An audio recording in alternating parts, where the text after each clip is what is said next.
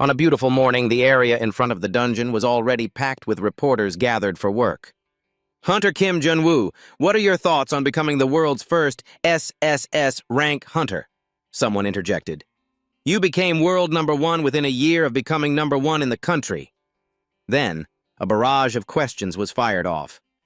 Is it true that you received an invitation from the International Hunter Association? At the same time, a sea of microphones and phones were pointed forward. Mixed in with the curiosity of the news hounds, someone asked, "The level of this dungeon is extremely high. Please tell us how you're going to deal with it." Another quickly chimed in, "Do you have any advice for your junior hunters?" Amidst the clamor, Jun-woo didn't answer, thinking to himself, "This is the first raid in a long time." Outwardly, he maintained a cold expression, but inside a little doubt arose. I don't remember broadcasting this everywhere, but the area in front of the dungeon is already swarming with reporters. Immediately after, the questions continued to be thrown at him. What were the criteria for selecting the 16 hunters today? One person after another cut in. The blue gate that appeared recently. Another reporter wanted to pry into his personal life. Are you aware of the hot new rumor? Jun-woo felt like he could read their minds. Even so, for them, today is an opportunity that can't be missed. After a moment of silence, he finally spoke, his voice concise and firm. I'm sorry. Right now I want to focus on clearing the dungeon. At that moment, Jun-woo glanced at the reporters and quickly assessed their reactions. From their response, it seems this was the answer they expected. Disappointment showed on each of their faces as they simultaneously pressed their lips together and fell silent. Seemingly used to this, he thought to himself smugly. They understand that as long as they get a soundbite from me for the media, they'll benefit. I guess I'll put on a special performance today. Just before stepping through the gate, Jun-woo suddenly turned around and declared in a clear voice, "But there is one thing I can say for certain." His expression was resolute as his powerful voice continued to ring out. My team always thinks of the safety of civilians first and above all else. This will never change. After speaking, Jun-woo turned and left, ending with a neat two-word phrase, farewell. That performance left the reporters buzzing in admiration. He's #1 for a reason. Someone else praised him. Even if he says some controversial things, he's still the best hunter there is. As he strode forward, he was certain in his mind, saying that will leave a good impression on the public. But just then, an unexpected question rang out, causing Jun-woo to stop in his tracks. Hunter Kim Jun-woo, do you have anything to say about the assault on the dungeon cleaning crew member? Hearing that, Jun-woo turned his head in surprise. Around him, the other reporters were all stunned. Only the reporter named Kim maintained a calm expression. Not stopping there, he continued to press the issue. The incident where you assaulted a staff member of the dungeon cleaning crew. I heard you threw him against a wall. This sudden topic made Jun-woo's face turn pale. He stammered in response. What are you talking about? At that reaction, reporter Kim showed a cunning look and pressed on relentlessly. Come on. I know you want to play dumb about it, but I've already heard quite a bit about it. And as it happens, I'm acquainted with the person you assaulted. At this, he bared his teeth in a grin, a sly smile filled with mockery, and then slowly concluded, but still, being the world's #1 is much more appealing. A second later, reporter Kim's expression turned sinister as he confronted him. He coldly dropped an insinuation. That's why even though you beat a man old enough to be your father, not a single article was written about the incident. Instantly, this became a hot scoop, and the reporters began to gossip among themselves. Hey, did you hear that? Another whispered to the person next to him. Hunter Kim Jun-woo assaulted a civilian? This is a huge story. Someone else expressed doubt. Reporter Kim, do you have a proper recording of that? Faced with the sudden turn of public opinion, Jun-woo's face darkened so much that he was at a loss for words. Ignoring the chatter around him, he just coldly turned on his heel and left, tossing out a short sentence. That's a baseless rumor. Watching his retreating back, reporter Kim deliberately called out in a jeering tone, Oh, and hey! Good luck with the dungeon clear today, world's #1, Hunter Kim Jun-woo! Those words made Jun-woo so angry he gritted his teeth. A cold aura emanated from him, making the team members around him instinctively shrink back. At the same time, the scene shifts to a skyscraper in the Republic of Korea, the Supernatural and Spatial Management Association, or the Association for short. To give a general introduction, The function of this place is to be an agency established to protect the country and its civilians from the dungeons and monsters that have appeared. Regarding its internal structure, the association gathers talented individuals with superpowers and has formed 4 teams. To be more specific, among those teams, the operations team handles on-site clearings. In other words, the Hunter team. Among them, Operations Team 1 is considered the most elite.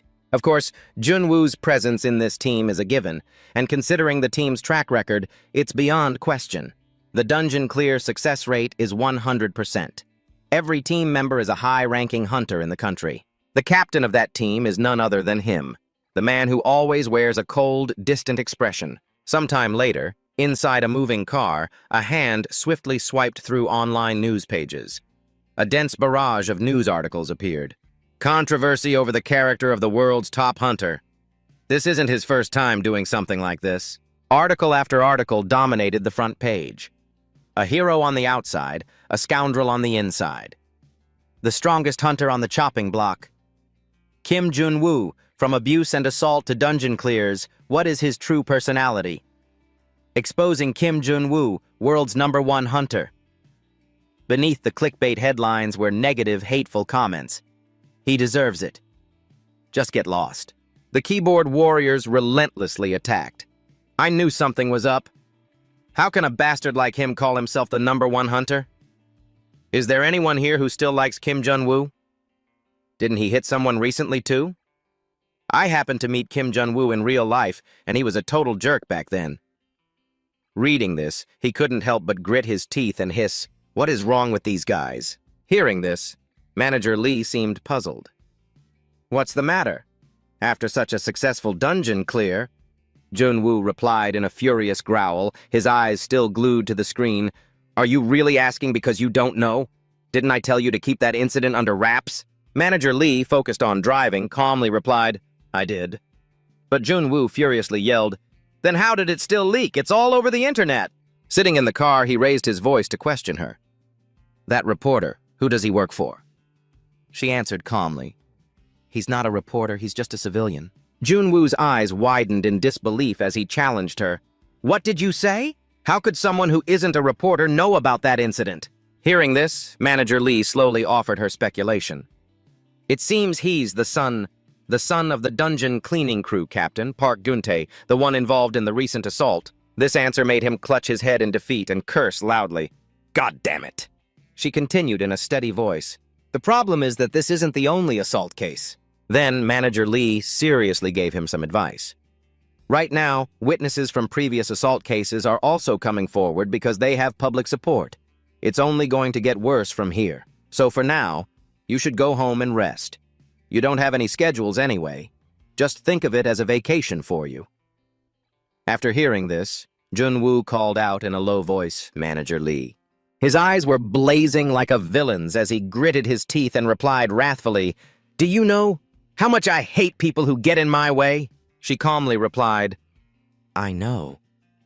Junwoo said resentfully, "If you know, then do something about it. If this incident gets any bigger, my reputation will be ruined."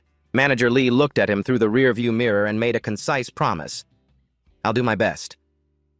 Junwoo just stared at her intently but said nothing more.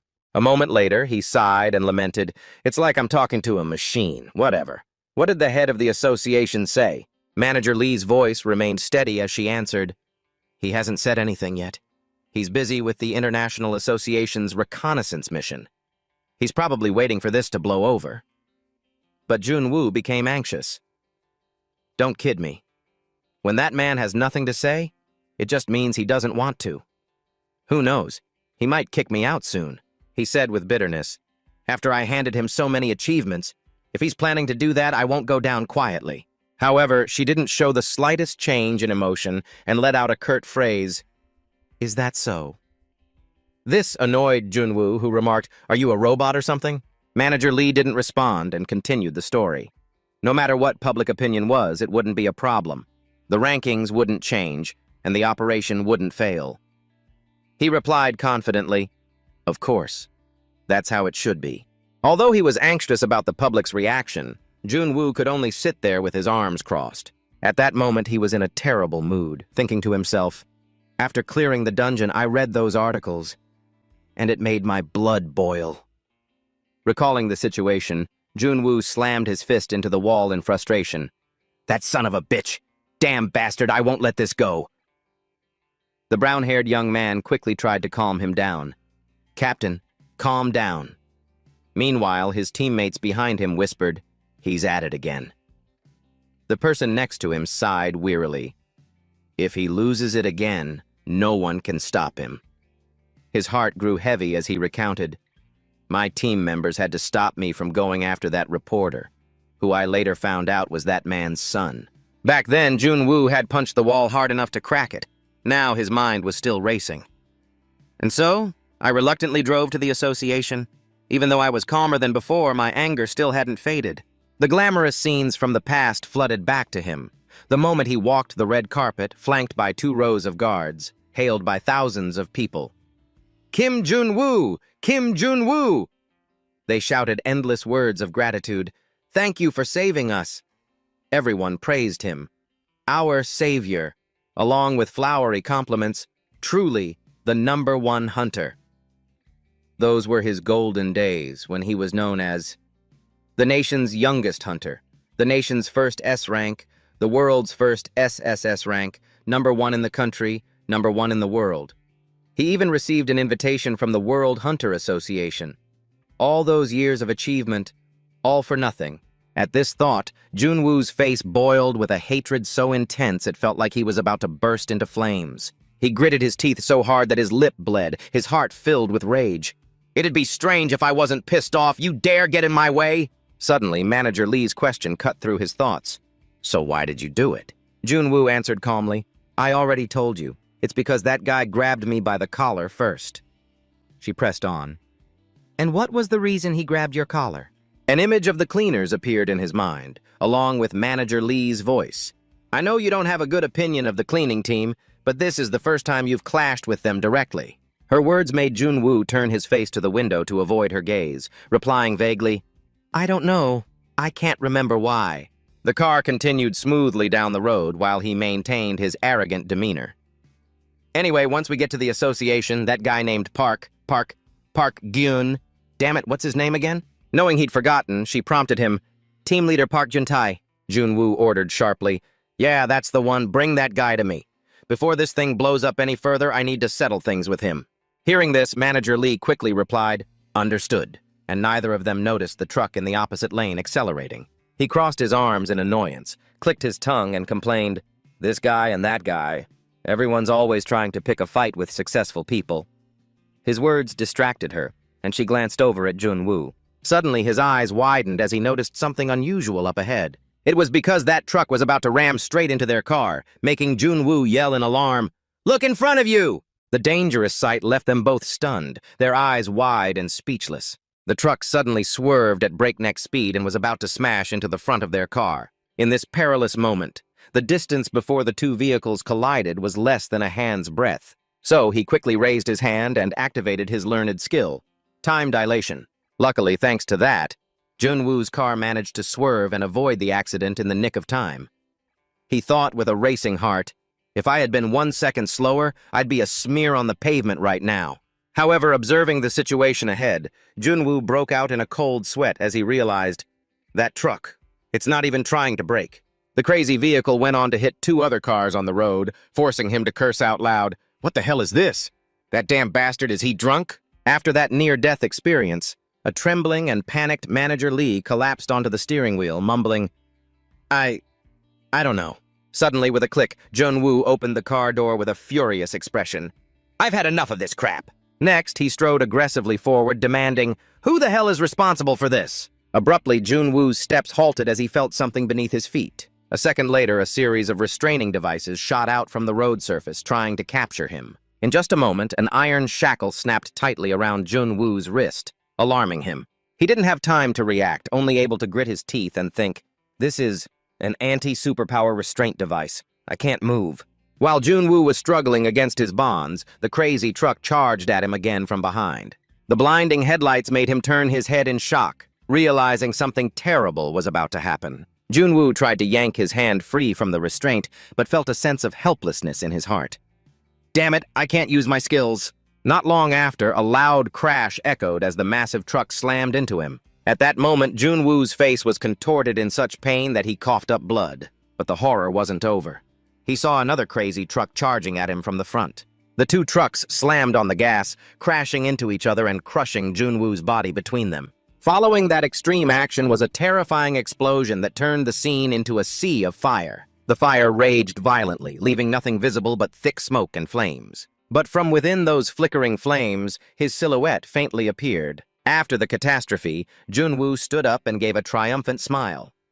Well, today was a terrible day anyway. His face was smeared with blood, but he gloated with arrogance. Who dares to challenge me? Nearby, dozens of elite soldiers in full armor aimed their guns straight at Junwoo and shouted, "Prepare to fire!" The moment the command was given, a hail of bullets immediately tore into his body. Junwoo squeezed his eyes shut as blood poured out of him.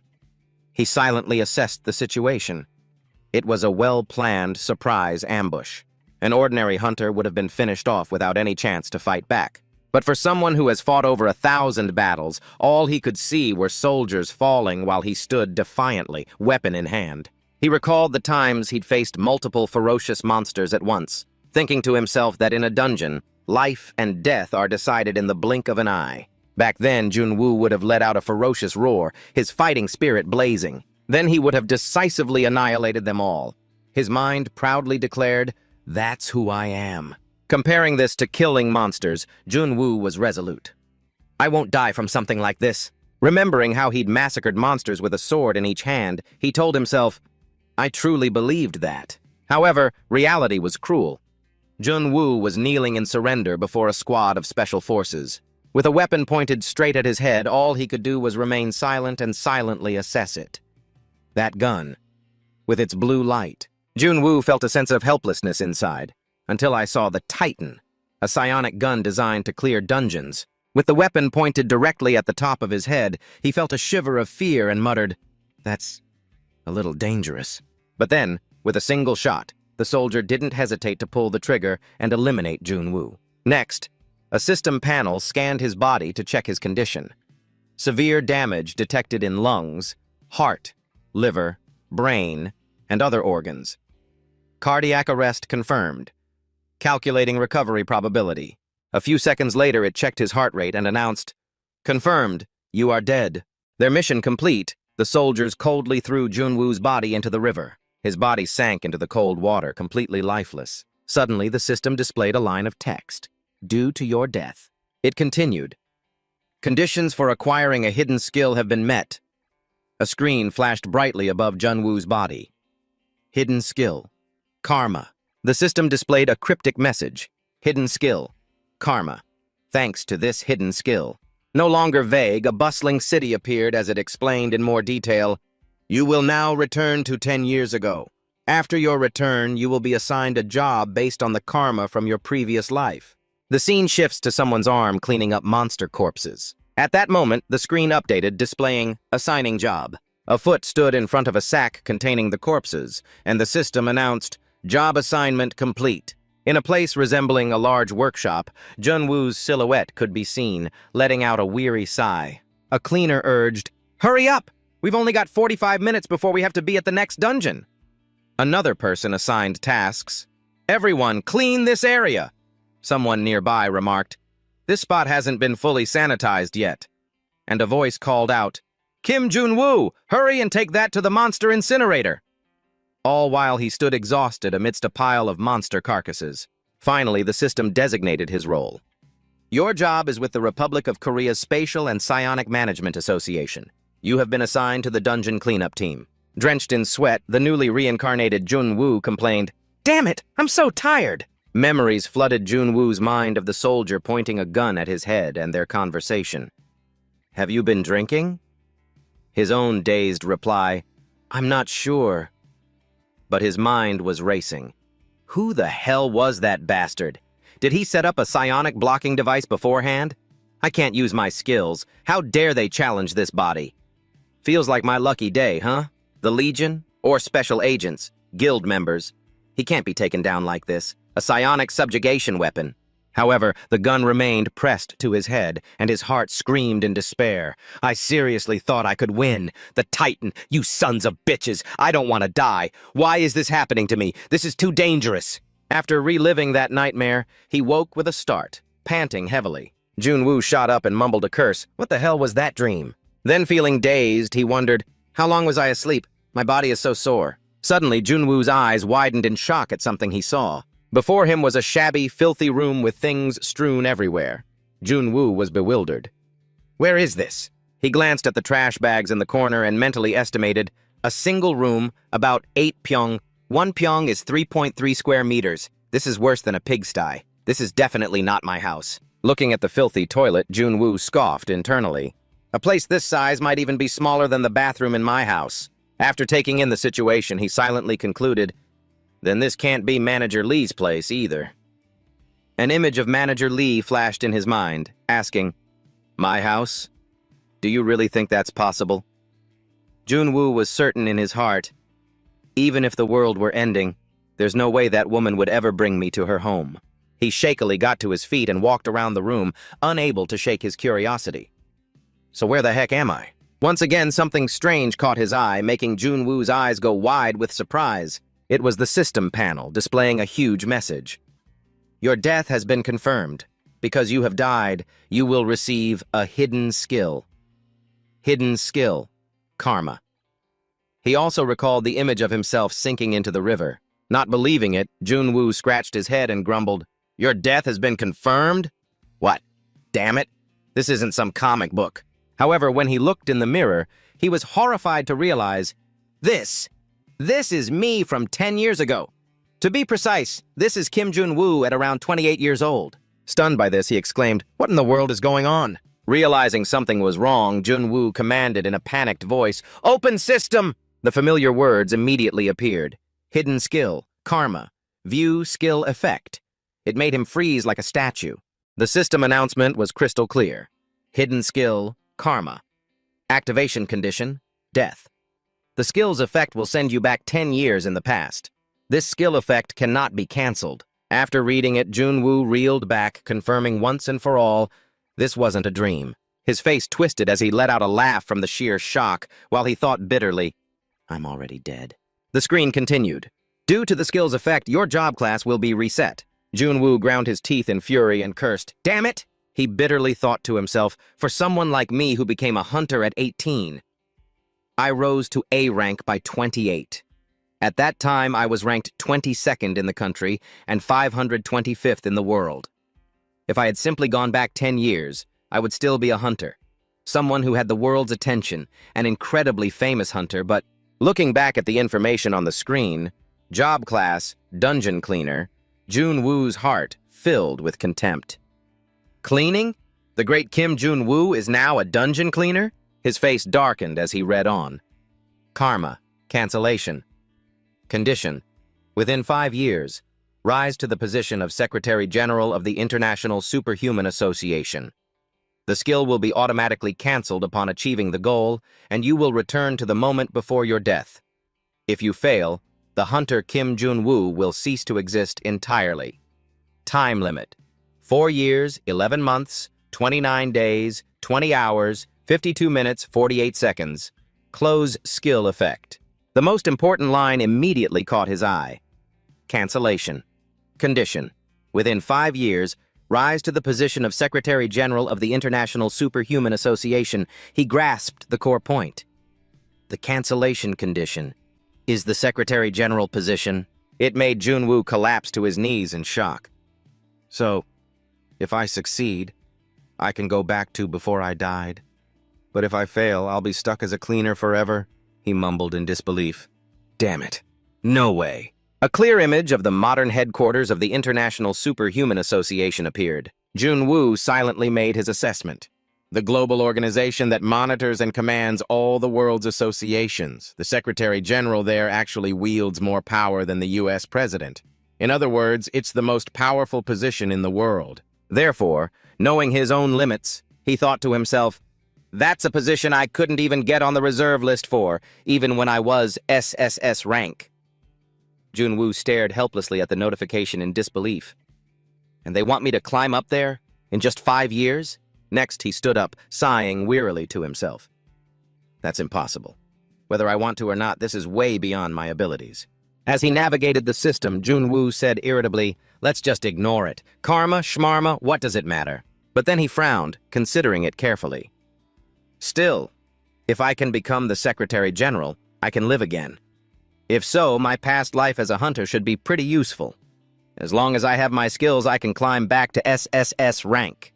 However, reality came crashing down as the screen displayed Unique Skill, Demon King, Locked, Learned Skill, All-Powerful, Locked, Learned Skill, Limit Breaker, Locked, Learned Skill, Heaven Piercing Shot, Locked, Learned Skill, Scroll, Locked. The sight made Junwoo scream internally in despair. All my hunter-specific skills are locked? The small spark of hope in his heart was extinguished, and Junwoo smiled bitterly. What the hell is this damn karma anyway? Suddenly the system flashed. Congratulations! You have acquired a new skill. Seeing that, his face filled with excitement as he cheered. Yes, just one usable skill is all I need. But then, the next line appeared. Auto-learn. Cleanliness freak. Effect. Clean it up, you idiot. This slap in the face made Junwoo grit his teeth in a rage. In his fury, he threw and broke something, the sound echoing into the living room. Afterwards, exhausted, Junwoo lay sprawled on his bed, mulling everything over, dying, only to wake up 10 years in the past, going from an SSS-Rank hunter to a dungeon cleaner in a single day. The thoughts continued to race through his head. All my hunter skills are locked. My entire life's work has all gone down the drain. So, he sighed in frustration, asking himself, what do I do now? Am I really supposed to work as a cleaner? But a second later, Junwoo thought with pride, no, an SSS ranker has his dignity. I'd rather die than do that. Remembering those Special Forces soldiers, he mused. Besides, first I need to find out who those bastards that killed me were. That was definitely no ordinary match. Junwoo puzzled it over. A private guild? He continued to rack his brain. Or maybe people from the association. Then Junwoo reasoned in his head. If not, then... Before he could finish his thought, his phone suddenly rang. Unknown caller. He didn't hesitate and quickly answered the call. Hello? A cheerful voice on the other end exclaimed, You picked up. Junwoo, it's me, Team Leader Park. The man continued. It's nothing serious. I was just calling to ask if you could come in to work today. That name made him rack his brain. Team Leader Park? Do I know a Team Leader Park? The person on the other end continued his friendly tirade. You're over an hour late for your shift. I was wondering if you were feeling unwell. That last dungeon was a bit tough, wasn't it? Hearing that, Junwoo shot up and thought to himself, Dungeon. The job class Karma assigned me was the Dungeon Cleanup Department. Gun-tae was still trying to persuade him over the phone. Really, that last dungeon was an exception. Today's won't be that bad. Sang-hyuk, who overheard the conversation, sounded annoyed. Seriously? While Hui-jang said irritably, Isn't that guy just skipping because it was too hard? He looked at Gun-tae reproachfully. He's not the first or second person to run off after starting a job. Why are you even calling him? While the other man cursed, Damn it! If he can't do it, he should at least call in. These complaints reached Junwoo's ears. Making so many people wait because of one guy. Seriously. Another voice chimed in. Give it a rest, old man. He's just some worthless newbie. Those harsh words made his blood boil. He was seething with rage. Even if I'm their subordinate now, to be looked down on by a bunch of cleaners, it seems like they've got a death wish. Seeing how harsh they were being, Gun-tae turned and shouted, Everyone, quiet down! He might have his own reasons! Then he softened his voice to the phone. Anyway, Junwoo, if you're tired, just rest. But if something like this happens again, just give me a heads up, okay? He answered hesitantly. I understand. Gun-tae added thoughtfully.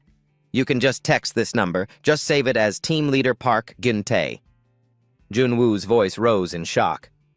What? Sir? What was that name again? That question surprised everyone on the other end. However, the man just smiled brightly as he introduced himself. My name is a bit hard to remember, isn't it? I'm Park Gun-tae. After hearing that, Junwoo's face went pale as he repeated each syllable. Park Goon, Tae. But the man continued cheerfully, "Anyway, just rest for today. If you can make it in next time." Junwoo immediately cut him off. "I'm on my way now." Goon-tae was taken aback for a moment. "What did you say?" Grabbing his jacket as he walked out the door, he answered, "I'll be right there. I'm going to work." A short while later, on a public bus cruising down the road, Junwoo frowned in thought. It was surprising enough that there were no decent clothes at home, but what shocked him a second time was that his Bentley was gone. Now, sitting on the bus, he grumbled to himself, "I had no choice but to take a taxi, but I didn't have a single penny in my wallet, so the great Kim Jun-woo has to ride a public bus." It was so frustrating, he cursed aloud. "Damn it! The more I think about it, the more pissed I get." His mind soberly accepted a fact. In short, the me of now is completely different from the me of before. That means my relationships will also be completely different. My violent encounter with Park Geun-tae won't happen here either. Jun-woo silently calculated. Right now, he and I have no relationship, but if Park Geun-tae was the one who finished me off in that battle, then that changes things. My death was really strange. He kept recalling the moment he got out of the car and how it was disguised as an accident to get his attention. The image of being handcuffed also flooded back, along with a quiet suspicion, as well as the fact that a device had been attached to him to prevent him from using his skills. Then he thought of another detail. The gun used to shoot him was far from ordinary. Its origin was the Titan, a twin monster firearm, a special weapon used for subjugating those with supernatural abilities. As a hunter, Junwoo was knowledgeable. Among all weapons, this is of the highest class. Both its cost and the technology are immense. It's not an item that someone like Park Geun-tae from the cleanup department could possibly obtain. But he might have hired a specialist out of his hatred for me. He connected this to reporter Kim's deceitful smile and thought to himself, his son also held a huge grudge against me. Sitting on the bus, Junwoo couldn't stop thinking, right, to commit such an act of violence over a little scuffle. Suddenly, his eyes grew pensive as he recalled a sentence. "You should have just listened from the very beginning." In the past, Geun-tae's face was pleading earnestly, "Please, take it back." At that time, Junwoo asked coldly, "Who are you?" Geun-tae introduced himself, Park Geun-tae, leader of the dungeon cleanup team. He thought to himself, "I've never heard that name before," then asked with feigned curiosity, "What business do you have with me?" Geun-tae explained with a worried tone, "I heard the higher-ups want to reduce the personnel in the cleanup team. We're already short-staffed and things are really tough right now. If they cut even more..." However, Junwoo just replied indifferently, "Why are you telling me this?" Then he stated frankly, "I can only voice my opinion. I don't have any actual authority. This is something for the management team to handle, so you should go talk to them." Despite this, Geun-tae tried to persuade him, "In this industry, everyone knows the influence a hunter has. A single word from you could make the entire association reconsider. Laying off a few people like us is no big deal to them." Then he bowed his head and pleaded, "So please, I'm begging you, don't cut our personnel. Please reconsider." That action made Junwoo frown in annoyance, thinking to himself, "I figured word of my recommendation to reduce the cleanup staff would get to them, but I didn't expect him to come directly to me like this." He judged inwardly with a sharp, cold gaze. Moreover, the look in this man's eyes, he'll definitely make things more troublesome. At that moment, Geun-tae's face looked haggard, but it was also very resolute. After considering it, Junwoo said, "Do you know this? A lizard cutting off its tail is actually a very inefficient defense mechanism." This confused Geun-tae, who uttered, "Sir?" Junwoo continued calmly, "Even so, to escape danger, it's still willing to sever its own tail. Have you ever thought about why?" A ruthless glint appeared in Junwoo's eyes as he emphasized, "It does it to survive. Even if it's not effective, even if it suffers a heavy loss, it desperately wants to live. It is the last resort." Seemingly understanding his point, Geun-tae hesitated and stammered, "But we..." He moved closer to the man and spoke cruelly, "Are not the tail. I'm sure that's what you want to say. Of course I understand. Humans always think they're the most important beings in the world." Then Junwoo asked in a low voice, "But do you really think so?" He selfishly revealed the reason. The association's financial situation is very difficult right now. Because of that, the salaries of high-ranking hunters have also been cut.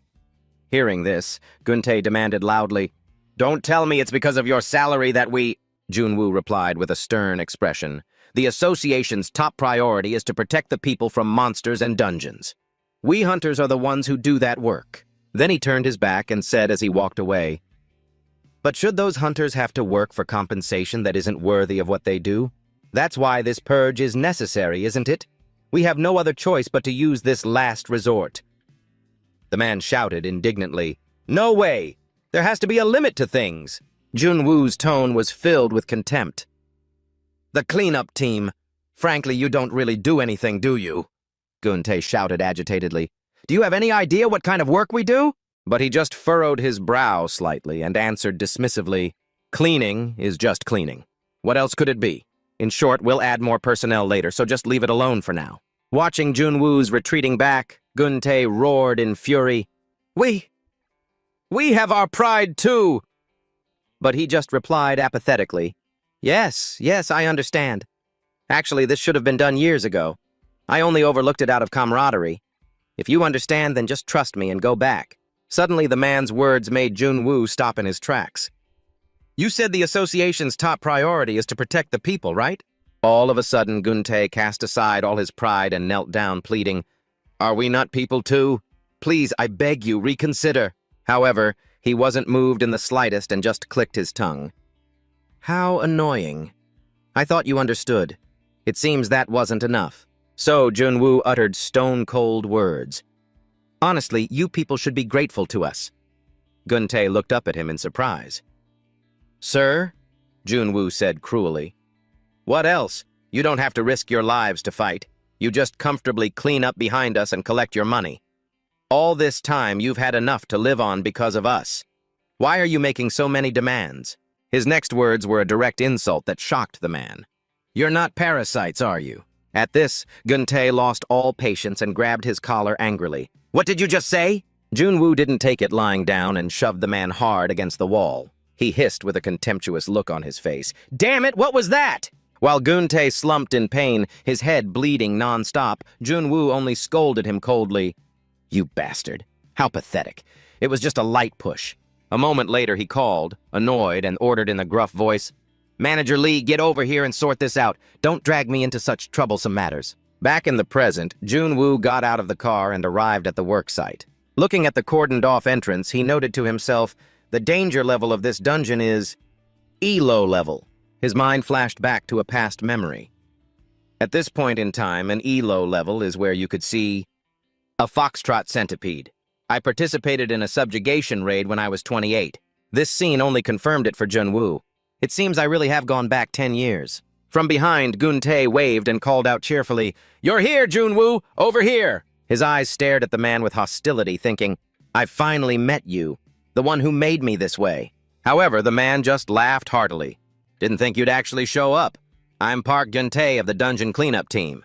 Guntae welcomed him with an enthusiastic smile. "There you are, Junwoo. Here, over here." But in contrast, he pressed his lips together, his thoughts filled with enmity. "I've finally met him. The bastard who brought me to this point." Junwoo's face was set like he was looking at an enemy as he silently named him, the dungeon cleaner, Park Guntae. But the man just laughed heartily and asked, "Why the long face?" Junwoo assessed him internally. A typical middle-aged man in his 50s wearing cheap work clothes. This image is exactly as I remember. As Guntae got closer, he secretly thought, he doesn't look like someone who could get a person killed. Unaware of this, the man cheerfully urged him on. "Hurry up! Did you have breakfast yet?" Then, Guntae clapped Junwoo on the back and announced to the team, "Everyone, gather round. Didn't I tell you he'd be coming?" From the first day I met him, I could tell he was a really honest guy. Seeing this, one of the guys clicked his tongue. He obviously only came because he was caught trying to run away. This was cleanup team number 3, laborer Han Sang-hyuk. The brown-haired young man showed his disgust openly. "Honest, my ass. Last time, this bastard said he couldn't do anything, and he really didn't do a damn thing." This was cleanup team number 3, laborer Im Hui-jong. The only girl in this group also looked annoyed. "There are already 4 people on the team. Why'd you bring him along?" She was cleanup team number 3's Mun So-yeon. Guntae quickly tried to placate them. All right, that's enough. Now that everyone's here, let's get to work. Sang-hyuk, how much time is left?" He replied, 45 minutes. The number startled him. "Is that all?" That's not much time. Sang-hyuk scowled and grumbled, "What do you expect? He was a whole hour late." Hearing this, Jun-woo thought to himself, "They're so rude." A moment later, Gun-tae regained his cheerful demeanor and gave orders. "Can't be helped. Let's get this done quickly before we get chewed out again." Everyone answered in unison. Right. Next, he handed protective gear to him, saying, "All right, here you go, Jun-woo. This should fit you." Holding the equipment, his mind was lost in thought. A gas mask! His dazed look made everyone stare at him, and Gun-tae asked worriedly, "You okay? Is something wrong?" He frowned slightly and uttered, "No, it's more than just a problem. What exactly does dungeon cleanup even involve?" Scene change to a luxurious building in Korea. The Supernatural Dimension Management Association, or the Association for short, consists of 4 main teams. Its organizational structure is as follows. At the top is the Korean Supernatural Dimension Management Association. Below it are 3 departments: the management team, the hunter support team, and the operations team. And finally, at the lowest rank, is the dungeon cleanup team. The specific duties of each team are monitoring the appearance status within dungeons and gathering information, which belongs to the management team. Next is the no less critical task, producing and maintaining weapons and items as well as supporting general activities. This belongs to the hunter support team. Most importantly, a group of hunters who go and eliminate monsters in the dungeons, called the operations team. And finally, the lowest ranking team. All the members were heading into the dungeon. Gun-tae wanted to confirm, "Huijang, you're disinfecting, right?" He nodded. "Yeah, but the hallway is wider than I thought, so we might not have enough solution." The man continued to direct. "If you spray over a wide area, it'll be enough. Sang-hyuk, check the boss monster's room area. So-yeon, check the gas levels inside." She immediately agreed. "Got it." Gun-tae commented, "This boss monster is pretty big, so dismantling it is going to take a while. Hurry up." Jun-woo put on his mask and followed them, but internally he was confused. The dungeon cleanup team. I still don't understand what their function is. Why are they pretending to be so busy? While the team was heading straight inside, he suddenly turned in a different direction. The man noticed and called out, "Jun-woo, where are you going? It's dangerous to move around on your own inside a dungeon." However, he just gave a confused look. "What?" Jun-woo explained. "You said we were going to the boss's room, didn't you?" Gun-tae acknowledged. "That's right. So you need to stick with us. The boss monster's room is this way." However, he pointed straight at the gate in front of him and said, "What are you talking about? It's over there." This left Gun-tae bewildered. "What?" Sang-hyuk scratched his head and swore, "What the hell is this?" So-yeon spoke up tiredly. "Excuse me, but if you don't want to work, you can just tell us." Huijang, standing next to her, snapped angrily, "We barely have any time left, which is annoying enough. Why are you acting like this?" Faced with their words, Jun-woo just casually put his hands in his pockets without saying anything. Sang-hyuk added, "Just ignore him. Let's go." He slapped the piece of paper onto his chest and said angrily, "This is the map the management team gave us. Open your damn eyes and see for yourself where the boss monster's room is." Jun-woo held the maze-like paper, which had a red dot with the word target written on it.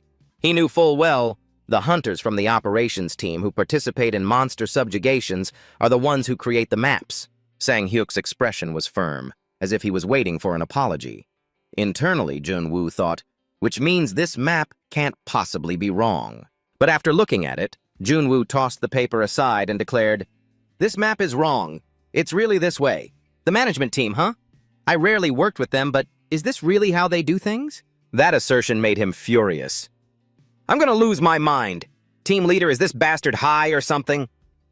Gun-tae also looked doubtful. "Why are you so confident?" He answered out of habit, almost unconsciously. What does confidence have to do with it? As someone who's participated in dungeon clearing, hearing this, the man became even more confused and repeated, "Someone who's participated in dungeon clearing?" Realizing he'd said too much, Jun-woo blushed with embarrassment and thought to himself, "Whatever. It's not like they'd believe me even if I told them." So he didn't argue any further and reluctantly went along with them. "It's nothing. Let's just keep going." His attitude left everyone baffled. Sang-hyuk and So-yeon, walking ahead, felt like something was off but remained silent. Meanwhile, Gun-tae asked with concern, "Are you hurt anywhere?" Junwoo calmly replied, "Perfectly fine." Then he asked, "But what did you mean we only have 45 minutes left?" Gyuntae answered, "That's how much time we have before the dungeon closes. Haven't you heard about that?" That made something click in his head. That's it. Junwoo recalled that all natural dungeons disappear after being cleared. The time frame is, on average, 2 hours. Hunters usually don't pay attention to it since they leave right after clearing the dungeon, but that's a crucial time frame for the cleanup crew, the people who enter the dungeon after it's been cleared. Finishing his thought, he muttered with a sigh, "It's going to disappear anyway, so why are we even cleaning it?" But Gyuntae just chuckled. "It seems you don't know anything, kid." He explained seriously, "A cleared dungeon doesn't disappear, it just goes dormant, waiting for the monsters to return again." Hearing that, Junwoo hesitantly said, "I knew that, but..." Gyuntae quickly cut in. "Then you should understand, right? What if the dungeon reopens and it's full of monster corpses?" He acted indifferent. "Is that really a problem?" The man closed his eyes for a moment and explained, "It is. First, it makes it easier for hunters to get lost." Juntae's voice continued steadily along with the vision of what would happen. The gases from the decomposing monsters are also very dangerous to human life. At the same time, if monster corpses pile up like that, the hunter's range of movement will be restricted, which means this will directly affect the clearing of that dungeon. That philosophy made Junwoo nod as if he'd just had an epiphany. He proudly shared the cleanup crew's responsibility. "In other words, our job is to help hunters get rid of their worries so they can focus on clearing the dungeon. So it's okay to feel proud of what we do." Then Gyuntae laughed confidently, "Because without us, there would be no hunters." Seeing this, Junwoo could only judge him silently. What a load of crap! While the other 3 members were focused on their work, he droned on.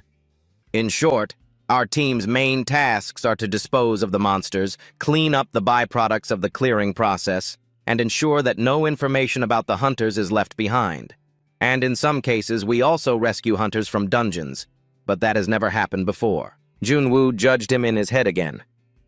"Of course. A janitor saving a hunter. I've never heard of such a thing in my life. But still, I guess it's not as pointless as I thought." When they stood before a closed gate, Sang-hyuk exclaimed, "We're here. According to the map, this is the boss room." So he immediately rushed forward to open the door. But the scene inside stunned Sang-hyuk, who took off his mask in astonishment. "What the?" The empty space left him completely shocked. "It's not here." Just then, Junwoo spoke up seriously. "I already told you, it's not here." Hui-jang still looked scornful. "What? Weren't you just lying?" Sang-hyuk, still bewildered, asked, "What exactly happened?" He pressed on. "Team leader, what should we do?" Gyuntae thought for a moment and said, "Well, since it's come to this, let's just find a way to finish up quickly and get out." The 4 of them huddled together to discuss. The leader asked, "How much time do we have left?" Sang-hyuk replied immediately, 22 minutes. Gyuntae seemed a bit uncertain. "That's still enough, right?" He replied optimistically, "Well, it's better than getting reprimanded." Hui-jang agreed. "I'm with you." So Yeon shared the same view. "If everyone agrees, let's do it." Suddenly, Junwoo shouted in protest, "Wait a minute, enough for what?" Gyuntae replied with an enthusiastic look. "What else? Time to work, of course. Shouldn't we do what our team is supposed to do?" Worried, he questioned them loudly. "You said we only have 22 minutes. What if the dungeon closes? It takes at least a week for a dungeon to reappear, and at most, it could be a whole year." However, Gyuntae just laughed out loud and replied nonchalantly, "We'll just be trapped here. What's the big deal?" But Junwoo knew one thing for certain in his heart. Being stuck in a dungeon for a year, in short, means death. And so he scowled and snapped, "Are you all out of your minds, risking your lives just to clean up?" But the man maintained his positive attitude. "Is that so strange? It's always been like this. All right, let's hurry up." Only Junwoo was left standing there, stunned. Sang-hyuk's mocking voice echoed back, "If you don't like it, you can just leave. I wasn't expecting anything from someone like you anyway." Gyuntae tried to placate him. "Come on, forget about him. Let's just do our jobs. Besides, it's his first time in a dungeon." He replied, annoyed, "But he's really looking down on our cleanup work too much." He was silent, at a loss for words.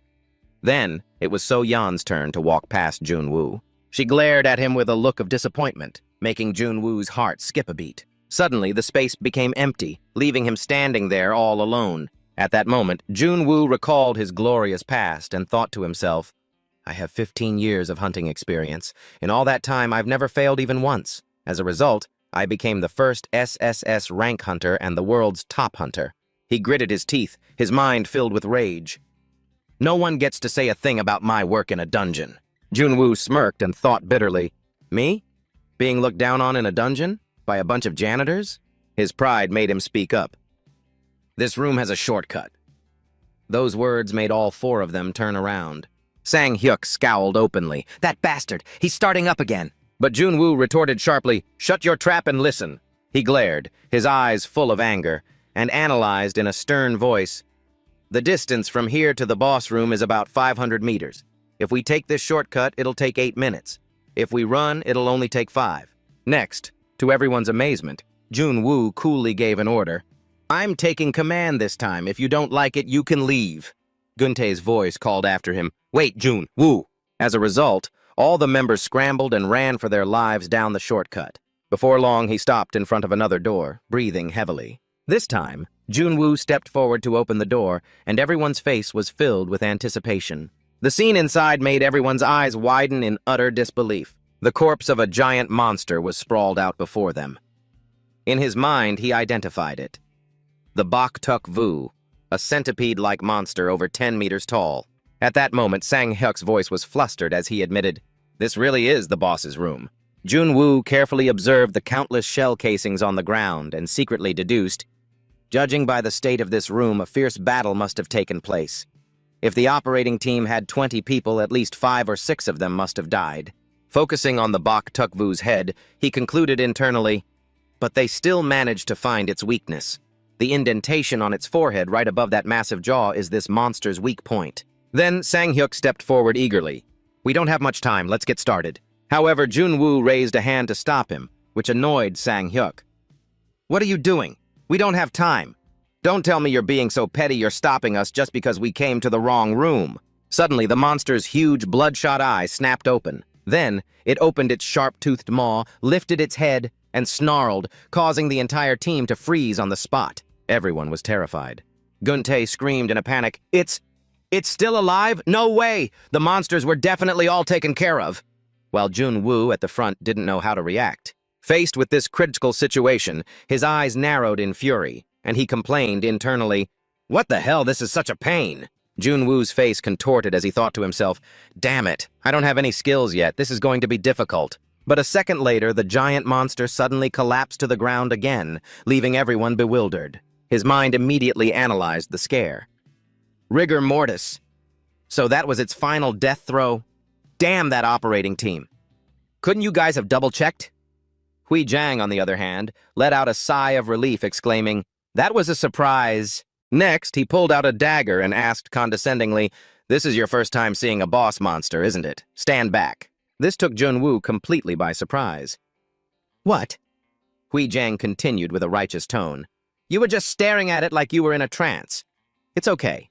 Step back if you can't bring yourself to touch it. Hearing this, he got so angry he gritted his teeth, cursing internally. What the hell is this bastard spouting? To prove his point, Junwoo snatched the weapon from him and said, Unbelievable. Just give me the dagger. Seeing him walk straight toward the monster's corpse, Hui Jiang yelled in surprise, What are you doing? Junwoo explained in a serious tone, You said you were going to dissect it, but if you just stab it incorrectly, you'll break your wrist.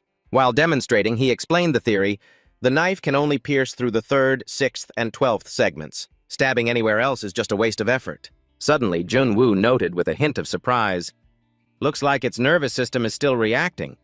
But don't mind it, even if it moves while you're cutting. His actions made Hui Jiang, Guntae, and Sang-hyuk all stare with expressions of disbelief. Seeing them just standing there, he prompted them, What are you all doing? Are you just going to stand there and watch? The leader stammered, Of course not. We'll get to it. A moment later, Junwoo shouted, You have to stab it at the right angle and then lift. Don't think you can cut it by just stabbing randomly. And don't touch the tail. Many hunters have died from its poison. His attitude made everyone think the same thing. This guy nags a lot. He wasn't finished. Junwoo continued his lecture. And don't step in the blood. It's not poisonous, but it's incredibly sticky. If you step in it, you'll be completely stuck. Seeing this, Sang-hyuk turned to Gun-tae and asked irritably, "Team leader, did you show him the control team's files? Are you trying to help the new guy?" Gun-tae immediately replied, "No." Looking at how skillfully Jun-woo was working, he didn't believe it. "Don't lie. Otherwise, how would a total rookie know all this stuff so well?" The leader replied honestly, "I forgot to show him. Besides, that information isn't in the file anyway." Sang-hyuk's gaze turned to Jun-woo, who was focused on his professional work and couldn't help but wonder, "What? Then how does he know all that?" Jun-tae's voice sounded uninvolved as he replied, "How should I know?" while Jun-woo remained engrossed in his work. At the same time, a new system notification appeared. Passive learning, cleaning obsession, passive activated. A moment later, the blood-stained dagger was dropped to the ground. The Bok Tuk-vu's corpse had been cleaned, leaving only its skeleton next to numerous trash bags. "Dissection complete," a member announced. Another called out, "We're done over here too."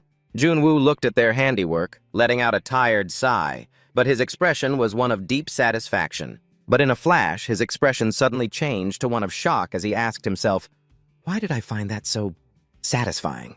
At this point, everyone's face was smeared with blood.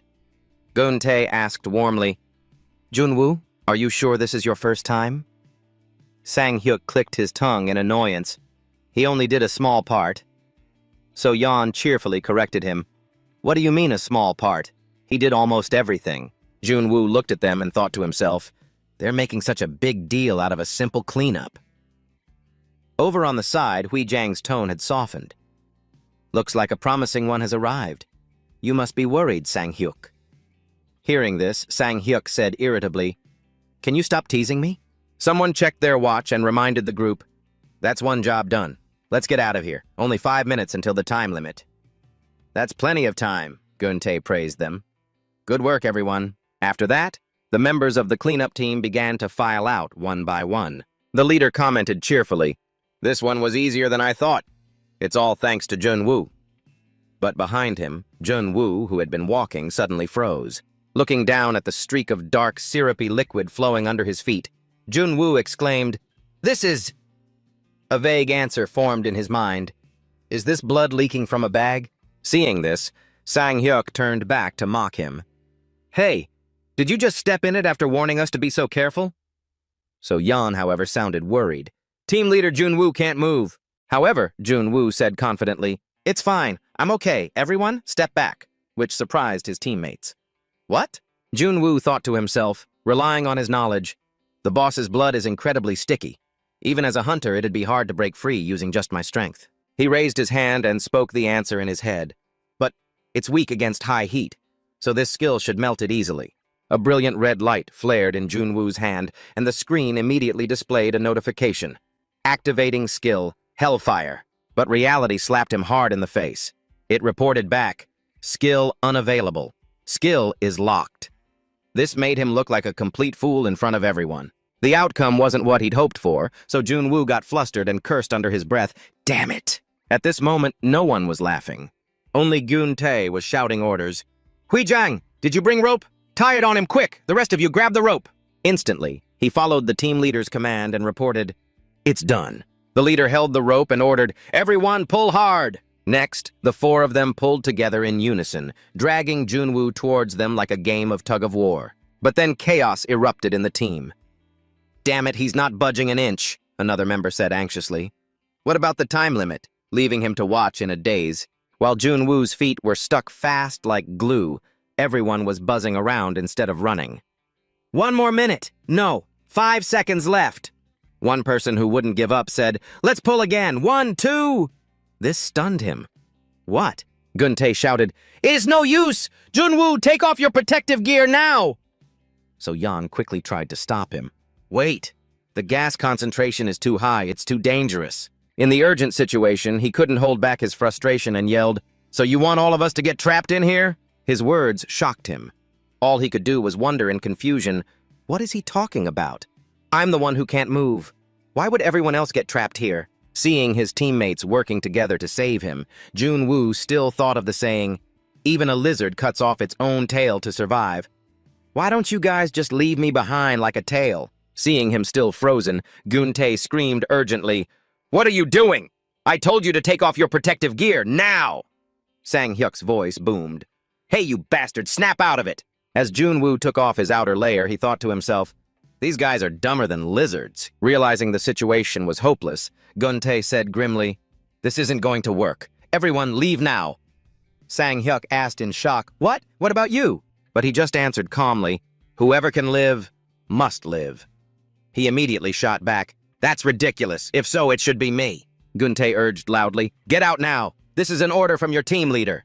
Sang-hyuk's face beaded with sweat as he hesitated for a moment before making a decision. Finally, he chose to turn away and slowly began the countdown. 10 seconds left. Time ticked by. There were only 10 seconds of life or death. While the other 3 members headed out, Gun-tae turned back inside to Junwoo. He still hadn't given up and continued to swiftly remove his gear. Only 9 seconds left. In the 8th second, Gun-tae started to take off his own outer suit. Next, he put it on Junwoo and helped him run outside. The clock was ticking down at the 7-second mark. All that could be seen left behind was a single boot and the protective gear. Time flew by. 6 seconds left.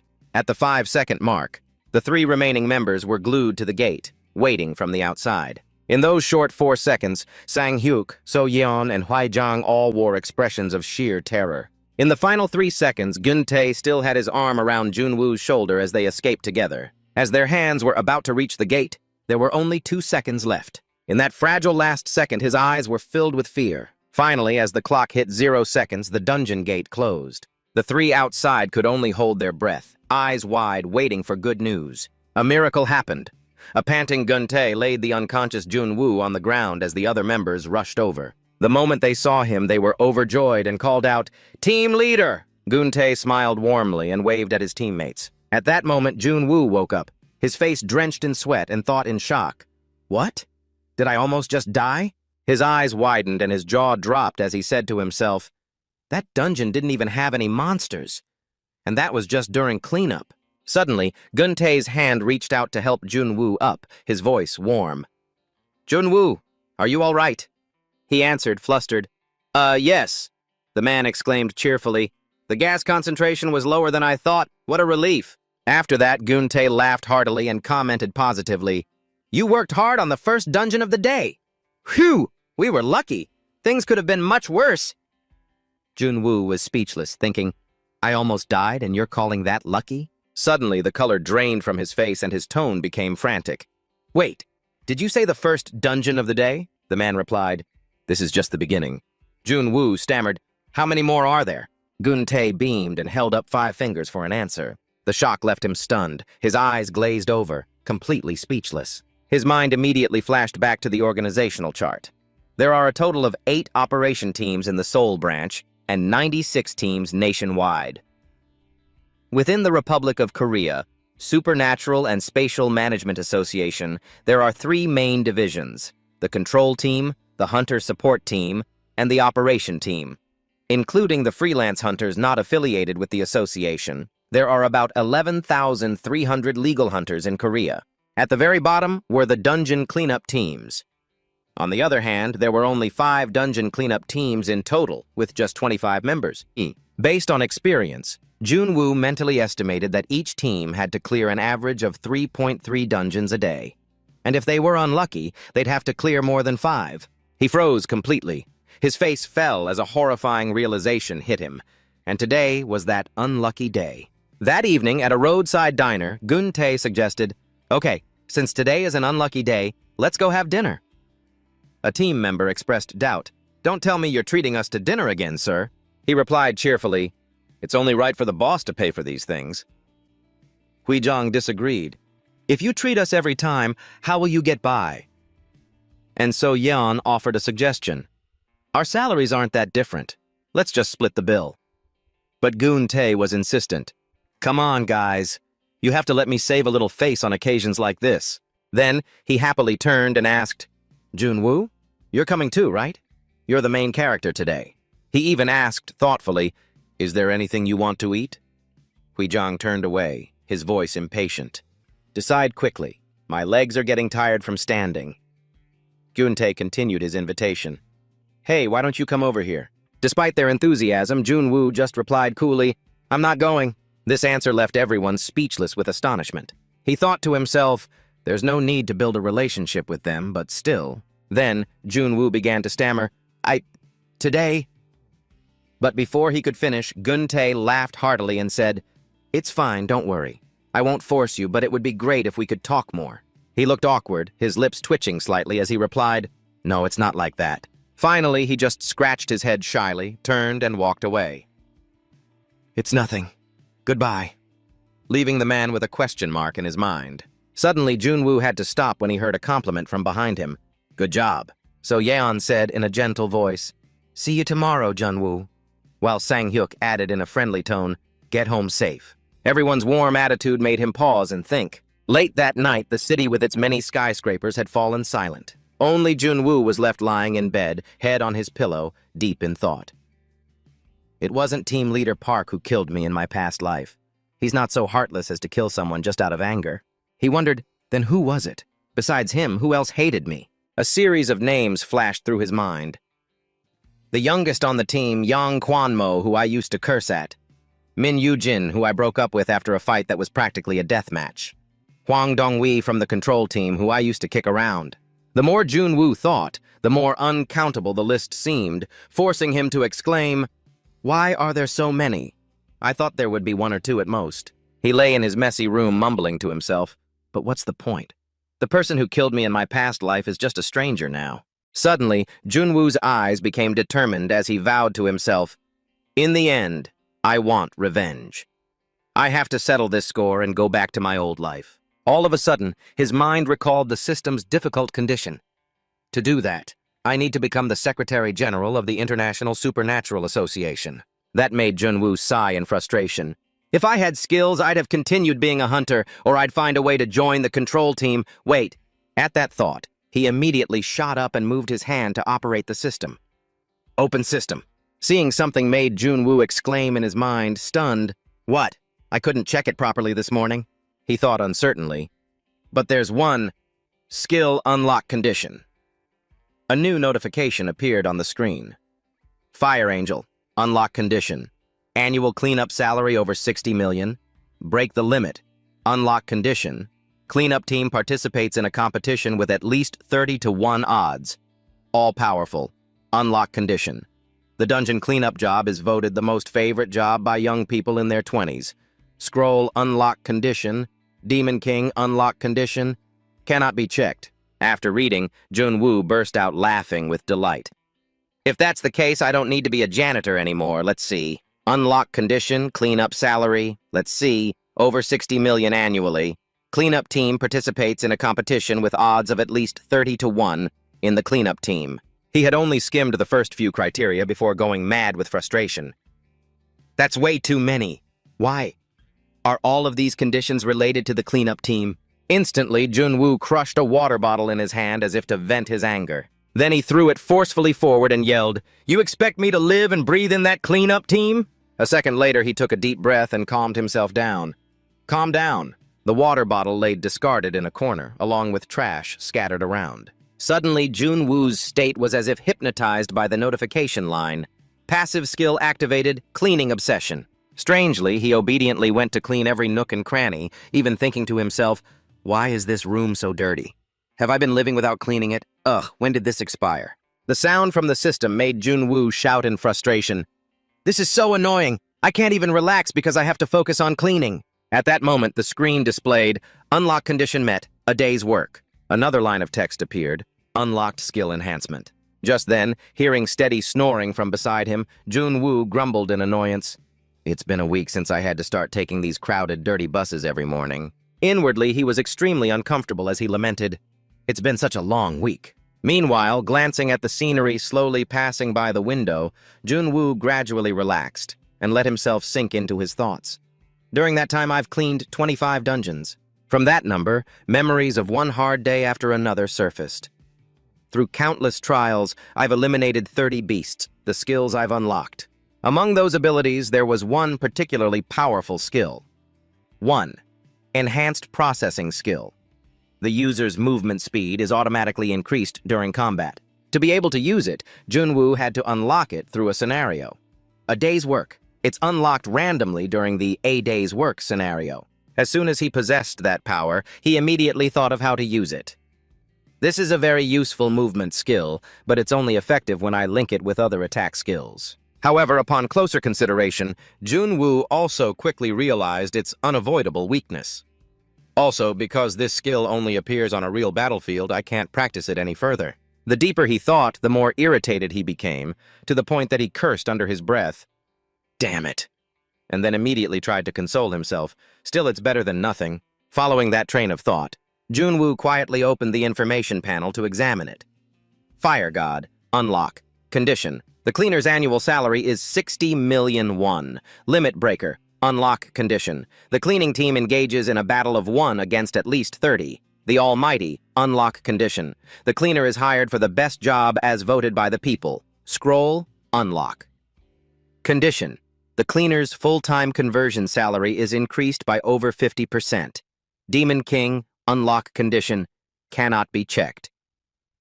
Reading through each line slowly, he couldn't help but think dejectedly, an annual salary of over 60 million won, and getting the best job, that's impossible. Meanwhile, Junwoo's gaze unconsciously settled on the bustling crowd of people passing by on the street, causing him to fall silent for a long while. Finally, he let out a sudden sigh. Dungeon cleaning is the most dangerous job right now. But even so, it's not the only path available. Of course, there are also many easier unlock conditions. For example, round counter, unlock condition. Increase the company's profits. Hellfire, unlock condition. The cleaning team's budget is expanded. When these two conditions popped into his head at the same time, an idea sparked. Although, these things are a bit abstract. However, they opened up a new line of thinking for him. But the easier one here is increasing the company's profits. His mind immediately pictured the actions that could yield the greatest profit. If I, a former SSS-Rank hunter, cooperate perfectly with a cleaner from 10 years in the future, the company's profits will surely increase by a lot. Of course, when it comes to actually doing it, resistance from those around me is unavoidable. Naturally, they won't just listen to the opinion of a lowly cleaner. Thinking this, Junwoo immediately considered a solution. Should I contact the other people on my team first to build some trust? The very next second, he affirmed it himself. Yes, of course. With over 10,000 hunters in Korea, contacting them is a piece of cake. However, the more he thought, the more chaotic the ideas in his head became. Just like the disorderly crowd weaving through the street outside. And what Junwoo needed to do right now was to organize all of those thoughts clearly. That pent-up frustration made him suddenly burst out, yelling in annoyance and irritation. Immediately after, his angry voice echoed throughout the bus. "You passed my stop!" The sudden noise annoyed the driver, who snapped loudly, "Please keep it quiet!" A while later, Junwoo arrived at the meeting point. What's this? Why are there only 2 people here? Is everyone else late too? Hearing that, Sang Hyuk replied in surprise, "Didn't you see the team leader? We ran out of some materials, so he went out to buy more." Following up, So-yeon calmly added, "And Hui-jung took the day off for personal reasons." Even after the explanation, he still felt something was off and pressed on. There are only 10 minutes left. Why would he pick now to go? In response came Sang Hyuk's dissatisfied question. That's right, there are only 10 minutes left. So, why did you just show up now? Faced with the accusation, Junwoo's expression showed no hint of guilt. He just explained nonchalantly, "I missed my stop." Hearing that, Sang Hyuk gave a gentle smile as if accepting the other's explanation. Then he friendly offered a can. "I grabbed some coffee, have a drink while we wait." Seeing that attitude, Junwoo couldn't help but be impressed. Han Sang-hyuk's demeanor was much softer compared to the first day they met. To be honest, this was something I never imagined. Right after that, he quickly walked ahead and urged them, "What are we waiting for? Let's go inside." But Sang-hyuk calmly stopped him. "It's not finished yet." Junwoo turned back doubtfully and asked, "What is?" He only heard him reply slowly, "I'm talking about the gate. The process isn't complete yet." Observing the gate before him, Junwoo sighed reluctantly. Seriously. Looking at the ruins on the other side, he thought pensively, "This isn't one of the dungeons I've cleared before, but I know it's a blue rank dungeon." But then, a question popped into Junwoo's mind. This place doesn't require any complex clearing procedures. Why are they acting so serious about it? In the end, he had no choice but to go back and sit down, muttering complaints. Oh, good grief, seriously. During that brief silence, his eyes unconsciously glanced toward the gate ahead as he slowly made up his mind. Looks like I can't just go in and clear it like usual this time. I should just end it quickly. It's okay even if I make a mistake. With that thought in mind, the three of them could only wait patiently for the others to come out from inside. However, 30 minutes passed and still no one appeared. Junwoo ground his teeth, making a grating sound in pure frustration. The feeling of being kept waiting pushed him to his limit, and he couldn't take it anymore. Junwoo angrily blurted out, "What kind of damn garbage are they picking up in there that's taking so long?" Just as the atmosphere grew tense, So-yeon suddenly exclaimed in surprise, "They're coming out!" In the direction she pointed, a person wielding a large sword slowly stepped out of the gate. After that, the rest of the team members appeared one by one. Junwoo glanced at them and curled his lip in contempt. They're all just D-rankers. It's only a blue-rank dungeon, and they're already in such a mess. He didn't bother to hide the sarcasm in his voice, continuing to mock them. That group's pathetic. What a bunch of useless people. Hearing this, So-yeon, standing beside him, grew flustered and quickly whispered a warning. "They might hear you." Right at that moment, another slender figure stepped out from within the gate. The moment he saw her, Junwoo froze, his heart skipping a beat. That person. Minju's figure, reflected clearly in his eyes, made Junwoo completely lose his composure. Such a familiar face. His mind was dragged back to the past, every feature slowly becoming clear. Long black hair, a perfect beauty like a celebrity. Kim Minju. He could never forget that face. She used to be his subordinate. The moment that thought flashed through his mind, Junwoo was plunged into an indescribable horror. Why is she here? Just then, Minju suddenly looked up and their eyes met. A second later, she walked towards him without hesitation and asked bluntly, "Excuse me, do you have a problem with me?" Junwoo froze for a moment, then quickly regained his composure and shook his head firmly. "No." But inside, his mind was in turmoil. Am I going to run into all of them here? Only when he saw Minju turn and walk away did he silently breathe a sigh of relief. I was thinking about contacting my old teammates, wasn't I? But she's the exception. Old memories resurfaced, frustrating him as he came to a conclusion. That woman had always hated him, and he had proof to back it up. When he told her she had no choice but to quit because of her injury, she immediately blew up and laid into him. Thinking back on it, Junwoo still felt annoyed. She didn't even realize he was just trying to help. Stealing a glance at Minju's retreating figure, he became even more certain of his conclusion. In short, she has a lot of pride, and he had criticized her skills. Just as Junwoo was lost in his jumbled thoughts, unable to sort them out, So-yeon's voice, tinged with a poorly hidden worry, sounded beside him. "Junwoo." After a moment of hesitation, she pointed it out cautiously. "Do you know that female hunter? Because you've been staring at her this whole time." Junwoo's expression remained unusually calm. He denied it firmly. "No, I don't know her at all. She just looks a little like someone I used to know." Hearing that, So-yeon seemed a bit flustered and quickly replied, "Oh, I see. You were just acting a little strange." Right after, as if she'd blurted it out without thinking, she casually dropped a startling question. "So I thought she might be your ex-girlfriend." Junwoo immediately snapped, shouting, "What the hell are you talking about?" Realizing she'd gone too far, So-yeon's face instantly showed her remorse. "I'm sorry, I was just kidding." Just then, Gun-tae finally arrived. "Looks like everyone's here." Noticing the strange atmosphere between the two, he asked curiously, "Hey, what's with this mood? Did something happen?" Junwoo, having regained his composure, replied calmly, "It's nothing." But the next second, Sang-hyuk exposed him with a sly grin. "What do you mean, nothing? This guy just ran into his ex-girlfriend." Provoked once again, Junwoo growled, "Shut your mouth!" With that, he quickly turned and ran towards the gate, urging them on loudly. "What are you waiting for? Let's get to work." As soon as he stepped inside, he cautiously scanned his surroundings. A blue-rank building-type dungeon. True to its name, it was a dungeon created from a building. The four of them stopped to discuss their plan. So-yeon asked first, "Junwoo, did you ever encounter this type of dungeon when you were studying?" Hearing this, he replied seriously, "No, I don't know much either." only that the boss is a humanoid monster. Following them, he thought cautiously to himself, I've been asked questions like this all week about my knowledge of dungeons and monsters. Of course, studying is just an excuse, but so far no one suspects anything. By now, the group had finished their discussion. Guntei immediately assigned roles. As you all know, in a dungeon like this, the minions aren't worth worrying about. Pointing at the traces around them, he gave a stern reminder. Just make sure every nook and cranny is cleared out, and be careful of the bloodstains under the stairs. The two responded in unison without hesitation. Understood. After instructing them, he spoke formally. Junwoo, come with me to the boss. Hearing the request, Junwoo calmly replied right away. Okay. In a high-rise building, wind and dust whistled through the openings, creating an eerie sound. As soon as they went inside, Guntei covered his mouth and complained, Oh man, I really don't like this type of monster. They look just like people. Across from them, a monster lay still on the ground. A humanoid monster. Vega.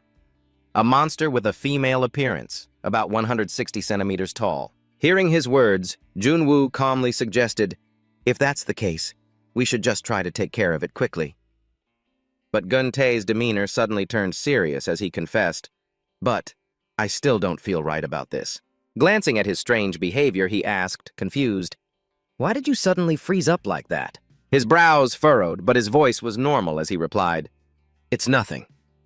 Internally, alarm bells started ringing in Junwoo's mind.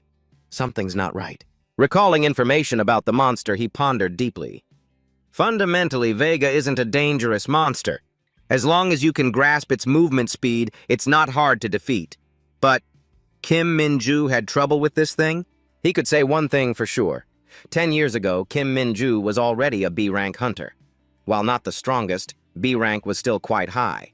Ideas were now rapidly forming in Junwoo's mind. If she hadn't gotten injured, she could have easily reached S-rank. He was sure Min-ju had more than enough power to defeat this monster. Back then, her abilities even surpassed his in some respects. Internally, he was both annoyed and impressed.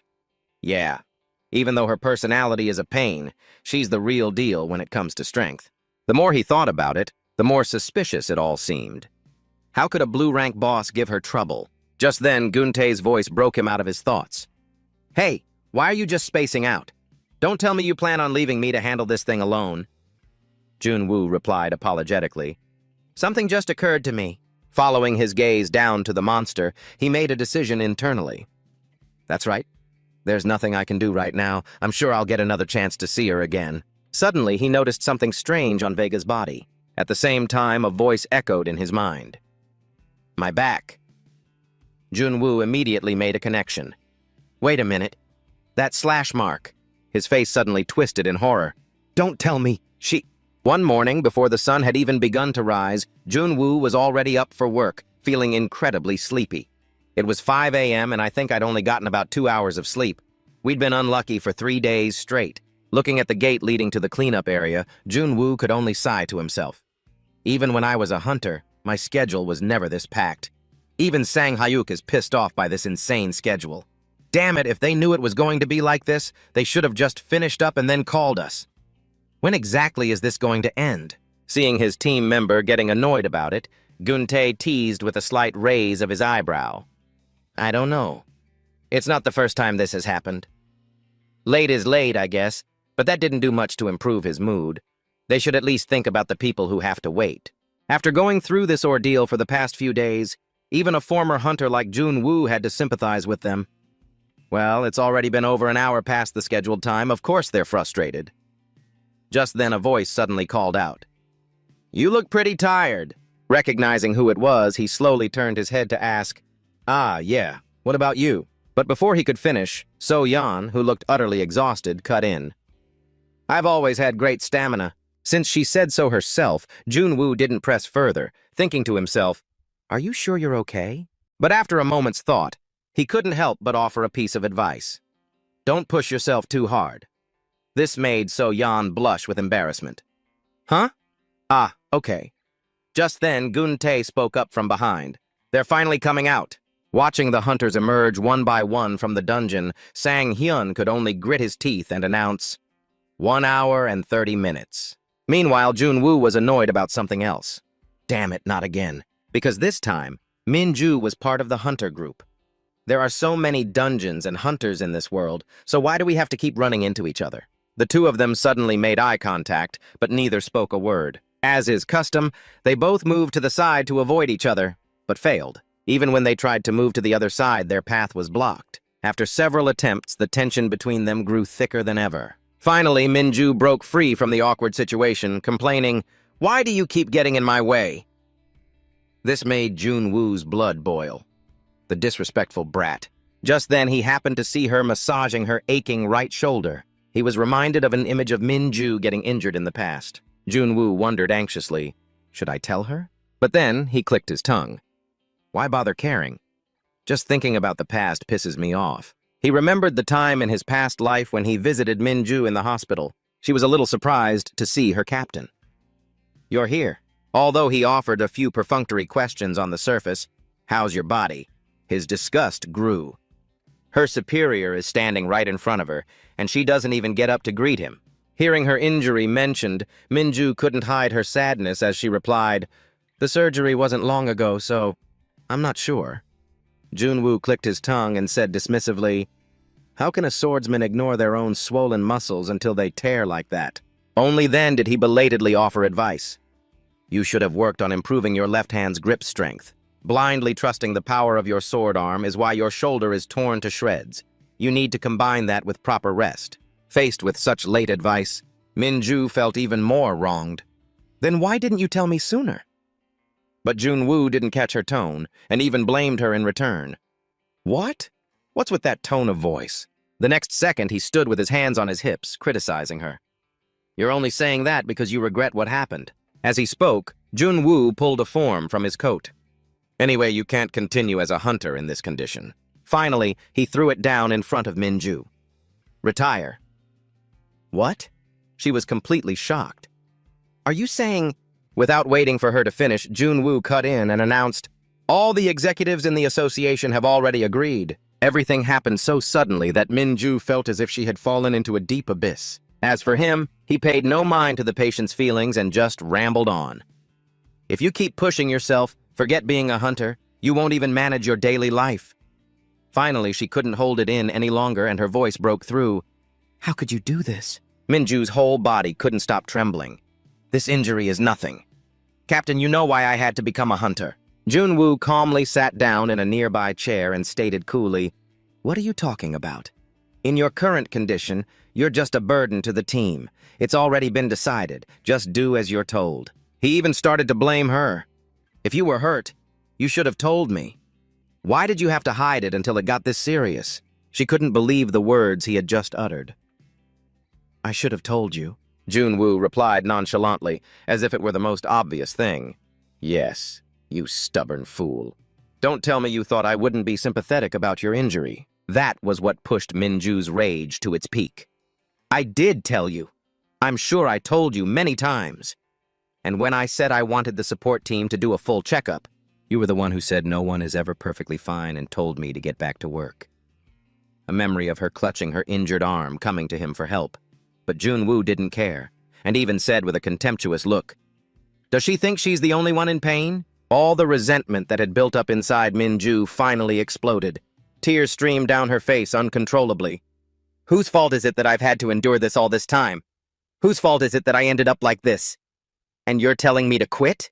Junwoo obviously didn't admit he was wrong, and even yelled in her face, "Nonsense! How is it my fault?" He grew increasingly irritable and continued his tirade. "Did I break your shoulder? It's your body, so take care of it yourself. Why are you blaming someone else now? What kind of idiot goes back to work just because I told them to?" Minju couldn't say a single word in response. She tried to use what little pride she had left to beg for a chance. "Even so, I can do it, after a few days to recover." And obviously, Junwoo didn't care one bit. He continued to show his contempt for her. "Who's going to cover for you during those few days? And what can you do with a shoulder like that?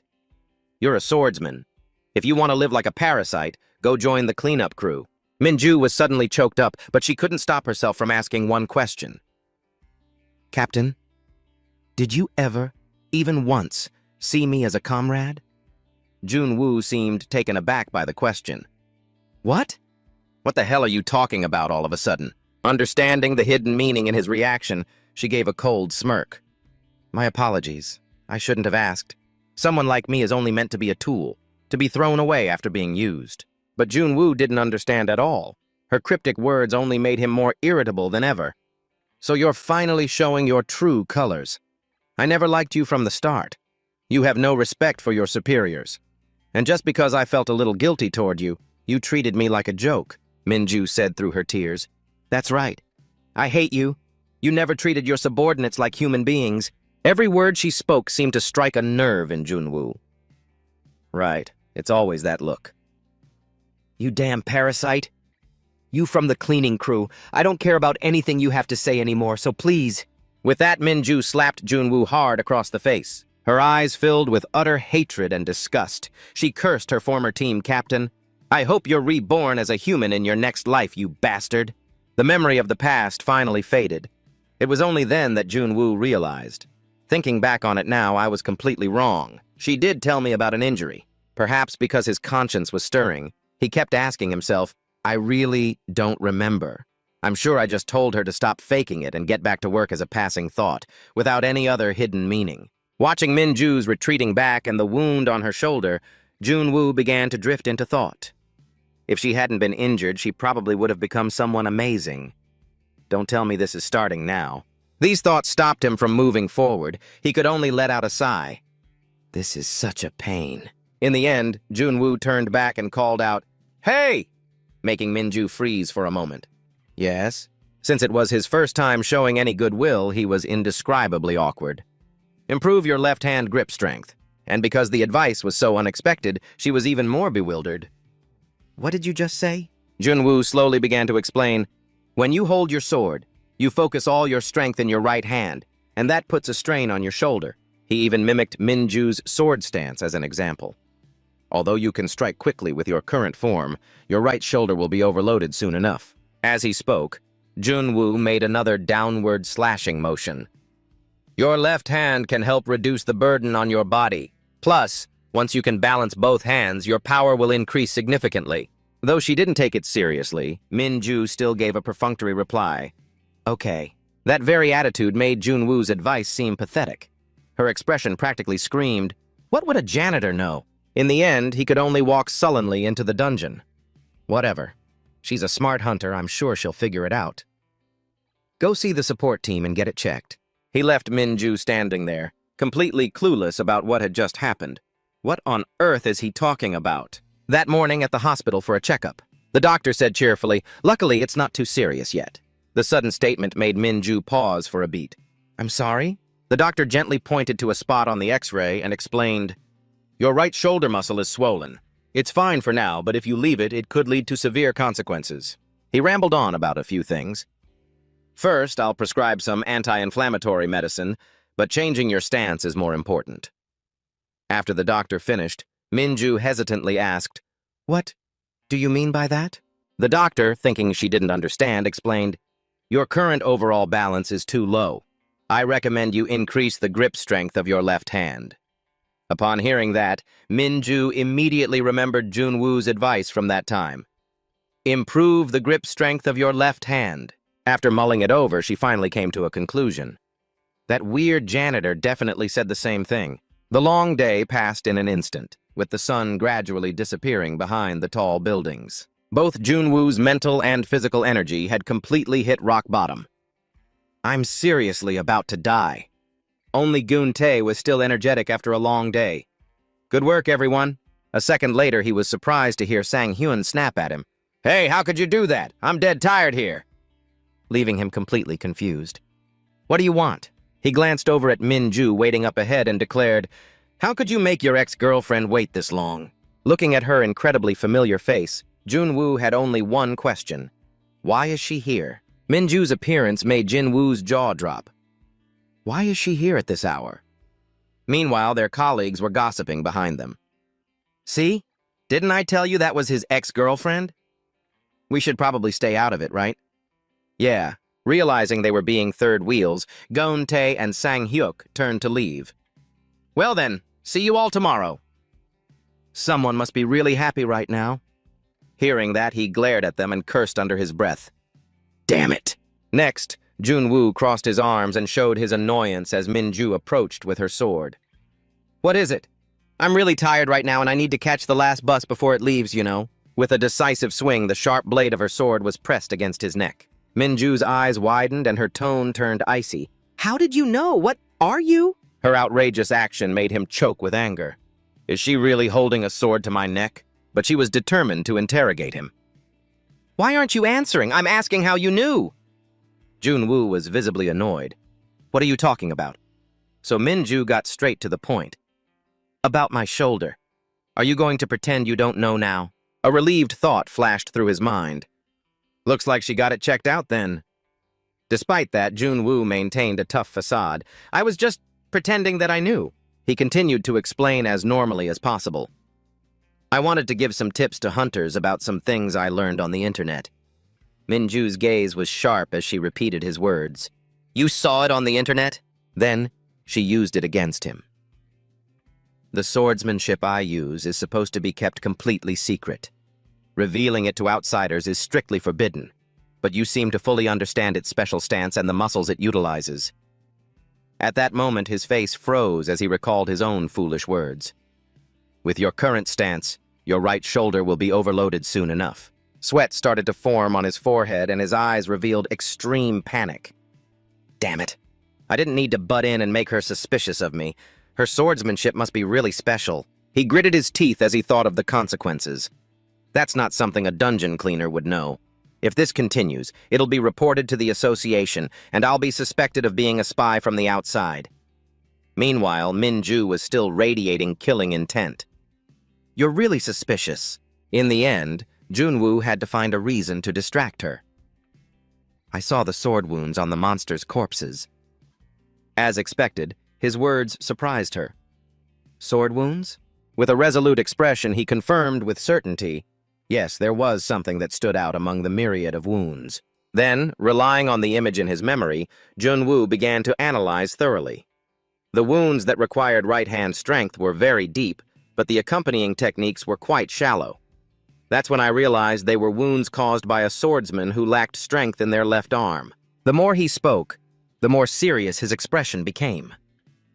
Vega is a boss monster characterized by its high attack speed, but other than that, it's not really a major threat. Next, he pointed out an anomaly in Minju's fighting style. Taking advantage of high speed and using counterattacks is a well-known method, but there was no sign of that happening. There's no way someone as skilled as you wouldn't know that method. Finally, Junwoo calmly concluded his analysis. Her body couldn't keep up and respond to Vega's speed.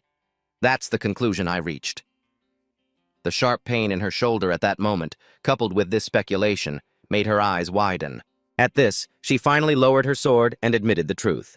It's true. My shoulder was overloaded for a moment. After regaining Minju's trust, he continued the discussion naturally. Yes, the symptoms would be very minor in daily life, but I'm sure you felt it in situations where you had to move your body instantly, especially since you're a swordsman. But for a moment, Junwoo frowned slightly as he recalled the past. The reason I can give advice like this despite not even being a swordsman is quite simple. It's because in my days as a hunter, I was the top in the world at all ranks. Across from him, she suddenly became hesitant. Just as I thought. You... Minju's eyes suddenly lit up as she placed a hand on his shoulder. You're a freelance hunter, aren't you? Though his expression stiffened from being found out, Junwoo still tried to brush it off. What nonsense are you talking about? But her conviction was incredibly strong. I heard there are a few of them in Seoul, too. Minju's fist suddenly clenched, her tone becoming certain. A-rank freelance hunters. They're Korea's top hunters, but they don't reveal their identities unless they're clearing high-risk dungeons. Or, are you a high-ranking hunter from a private guild? No matter what she said, he adamantly denied it. What are you talking about? I'm not a hunter. That attitude made her pause. What? Then, what are you? What? At this, Junwoo picked his ear and stated bluntly, Can't you tell by looking? A janitor. He then just coldly walked away while Minju stood there, stunned. That should be answer enough, right? I have to work tomorrow, so I'll be leaving now. He was quite satisfied with how he handled it. That was a smart answer. If I were a skilled hunter, she would have already planned to benefit from it. Sorry, but right now I'm just a dungeon janitor. I'm not even sure we have any reason to see each other again. However, Junwoo's entire body froze when he heard Minju's reply. Thank you.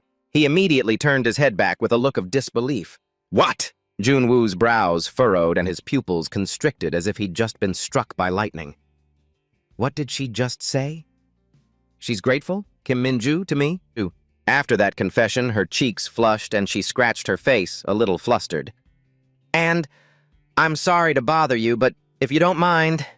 Not long after, a somewhat surprised voice echoed in the modern Twin Tower building. A break? So suddenly? Inside the office, Minju was explaining her reason. Yes, even the support team thinks I should rest for a bit. The man sitting with his back to her asked probingly, Is it because of the test results you received back then? She calmly confirmed, Yes. His fingers, resting on the arm of the chair, twitched slightly. A break just because your shoulder hurts a little? This was the captain of Operations Team 1, Lee Soo-young, who had just taken the position last month thanks to his connections. Only 5 years older than Kim Minju, he raised an eyebrow disdainfully. Back in my day, I wouldn't have even considered something like this. Despite this, Minju calmly revealed her plan. Yes, I'm planning to work on some self-development. But he had other ideas. Self-development? How pointless. Are you planning to go on a trip with your boyfriend or something? Hearing that, she immediately refuted. No, it's not like that. Soo-young continued to press her. Then what is it? Minju had no choice but to explain more clearly. To try and learn some new sword skills. But he tilted his head and looked at her with annoyance. Are you planning to join some kind of academy? She explained again, No, it's just some private lessons. However, that didn't stop Soo-young's wild speculations. Private lessons? Did you meet some martial arts master somewhere, or is it a boyfriend? Though frustrated, Minju just sighed before revealing the truth. It's a janitor. He didn't seem to hear clearly. What? So she patiently repeated, He's a janitor from the dungeon cleaning team. After learning everything, Soo-young openly criticized her with a stern attitude. Now what? You have no one else to learn from, so you're going to some janitor to learn swordsmanship. And you, a capable hunter at that, you'd be better off finishing your studies at the Kendo Academy. But Minju was unwavering. I'll take care of it myself. Just then, Soo-young suddenly asked a shocking question. Don't tell me that janitor was the one who told you to get checked. Her eyes widened in astonishment. How did he know? The support team must have... An image of the smiling nurse flashed back to her. Oh my, Hunter Kim Minju. I've been seeing you often lately. Is there a problem? Minju herself had only given a vague answer. It's just... Returning to the present, she couldn't help but feel annoyed. That nurse. Meanwhile, Soo-young pointed his finger and asked insistently, That bastard is hilarious, isn't he? What can a measly janitor possibly teach a hunter? However, Minju still defended Junwoo. He hasn't said he'll teach me yet. His brows suddenly furrowed. What? She then explained clearly, I asked him before, but he refused me. But this only infuriated Soo-young. Are you kidding me? He said he won't teach you, so what are you planning to learn? Minju tried to endure it by closing her eyes tightly. I will contact him again until he agrees. Her stubbornness left him at a loss, so he had no choice but to accept. Whatever. Do as you please. A large-scale raid will take place in a few weeks, so make sure you're back before then. At this, she bowed her head respectfully. Thank you, sir. Soo-young held his forehead and waved his hand dismissively. Get out, you're giving me a headache. As the office door closed softly, the atmosphere inside suddenly became silent. This only highlighted his scornful voice. This guild is going downhill. It's completely rotten. What can a hunter possibly learn from a janitor? With his hands clasped, Soo-young began to ponder. If the other teams hear about this, what will they think of our team? Especially if it reaches the ears of the captain of Operations Team 2. His brows immediately knitted together as an idea struck him. You said the cleaning team, right? Soo-young decisively picked up the desk phone. Just thinking about it gives me the chills. As soon as the call connected, he introduced himself coldly. This is Lee Soo-young, captain of Operations Team 1. Is the managing director there? The person on the other end replied politely, Yes, sir, he is. What can I do for you? The order was quickly given. Put him on the line immediately. I have something to discuss. A few days later, a brilliant orb of light appeared between two sturdy stone pillars. Behind a gas mask, someone's carefree humming could be heard. Looking at Junwoo, Sang-hyuk pointed to his own head. He's finally gone crazy. Because of the information on the notice board, interest in the dungeon cleaning team among the association members has increased. Skill acquired. Rewind has been unlocked. That's why I'm in such a good mood. I need to clean. I wonder if it will rain this afternoon. A few days ago, a skill was unlocked. I didn't do anything, so why was the restriction lifted? Don't they say the ends justify the means? While he was lost in thought, Jun-tae suddenly called out, "Hey, Junwoo!" He hurriedly replied, "What is it?" The older man hesitated before speaking. "I don't want to meddle in your personal life." Then he pointed towards Min-ju and asked bluntly, "But why is that person here?" Junwoo's answer was firm. "I brought her here." But Jun-tae became even more furious upon hearing that. "Of course you did. It's not like I brought her here." So he tried to reason with him. "It's just that we don't know when Mr. Huijang will return. Wouldn't it be better to have one more person working with us?" On the other side, Sang-hyuk saw Min-ju diligently mopping the floor and offered, "Do you need a mop?" That scene made Jun-tae even more worried. That's true, but she's a hunter. What if the association hears that she's cleaning a place like this? In his heart, Junwoo wanted to retort, "I didn't bring her here because I wanted to." Seeing his prolonged silence, the man prodded him again. "Hey, are you even listening, Junwoo?" Backtracking to an earlier time, Min-ju knelt on the ground and said sincerely, "Teach me swordsmanship, master." Junwoo's face soured. Did she eat something weird? What kind of hunter asks a janitor for lessons? This is going to be a pain. How can I get rid of her? He crossed his arms and reluctantly set a condition. "If you help me clean, I'll think about it." Because he knew deep down this was impossible. I'm sure a B-rank hunter would hate doing a dungeon janitor's job. To his surprise, she became even more enthusiastic. "Is just helping you clean enough?" Her expression left Junwoo speechless. I didn't see this coming. Back in the present, he could only scratch his head as he watched her work diligently. Anyway, I think I underestimated her. I thought she had a huge ego, but I didn't know she wouldn't mind doing jobs like this. The more he thought about it, the more mentally exhausted Junwoo became. How did things turn out this way? But from So-yeon's perspective, his eyes were filled with worry. She decided to observe his every move in silence while Junwoo gritted his teeth. Anyway, I'm telling you all, she has always been an incredibly stubborn person. In So-yeon's current, exaggerated view, Min-ju's meek appearance looked like she was being wronged, while Junwoo's gaze became affectionate. This made her brow furrow and sweat start to bead on her face. Thanks to these details, So-yeon sensed something suspicious was going on. This atmosphere is so... Junwoo looked annoyed. He gently rubbed his temples as he thought, "I'm going to lose my mind. I really underestimated Kim Min-ju. I never thought she would follow me all the way here." "Speak of the devil!" Min-ju suddenly shouted an announcement. "Master, this spot isn't clean yet!" This made him furious, and he yelled, "I told you not to call me that! Who are you calling master, huh?"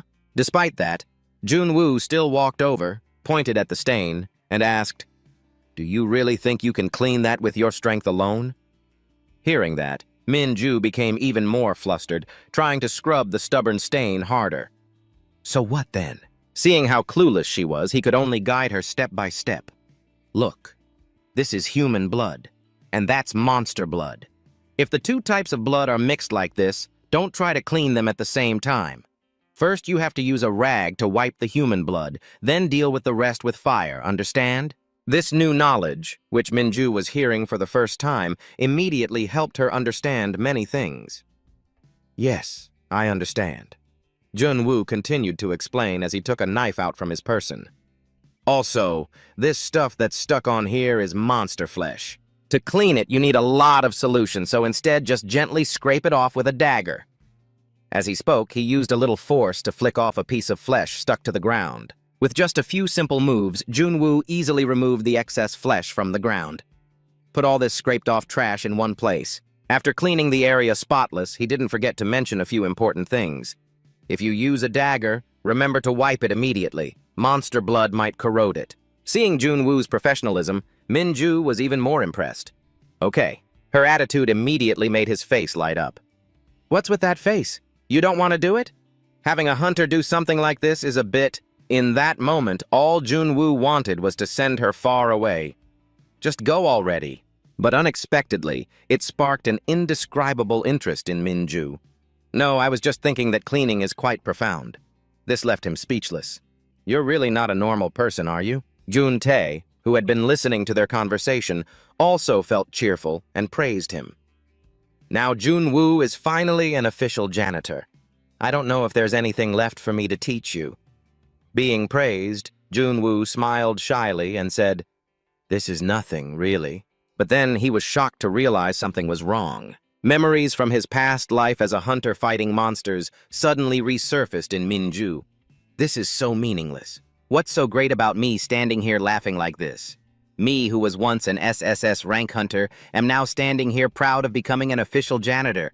Even after realizing that truth, he could only swallow his tears.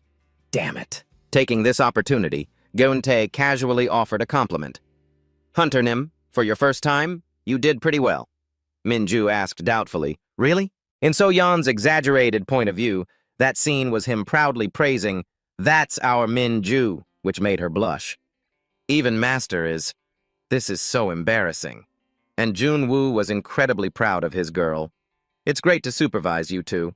Perhaps because of that, she didn't have a chance to join the conversation of the three of them. A long while later in that area of the dungeon, after finishing her work, Minju came to report. "Master, I've finished this area, so I should..." But before she could finish, So-yeon interrupted by grabbing her hand. "Then let's go over there together, shall we, team leader?" Geun-tae asked suspiciously. She replied with a half-smile. "There are a lot of corpses over there. Will that be okay? If not now, when else will I get the chance to work with you, Hunter Nim? You don't mind, right?" Seeing her menacing look, she could only comply.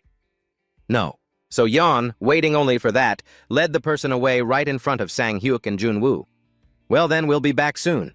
After the two left, he suddenly said in a suggestive tone, "I bet the hunter will win." "And you?"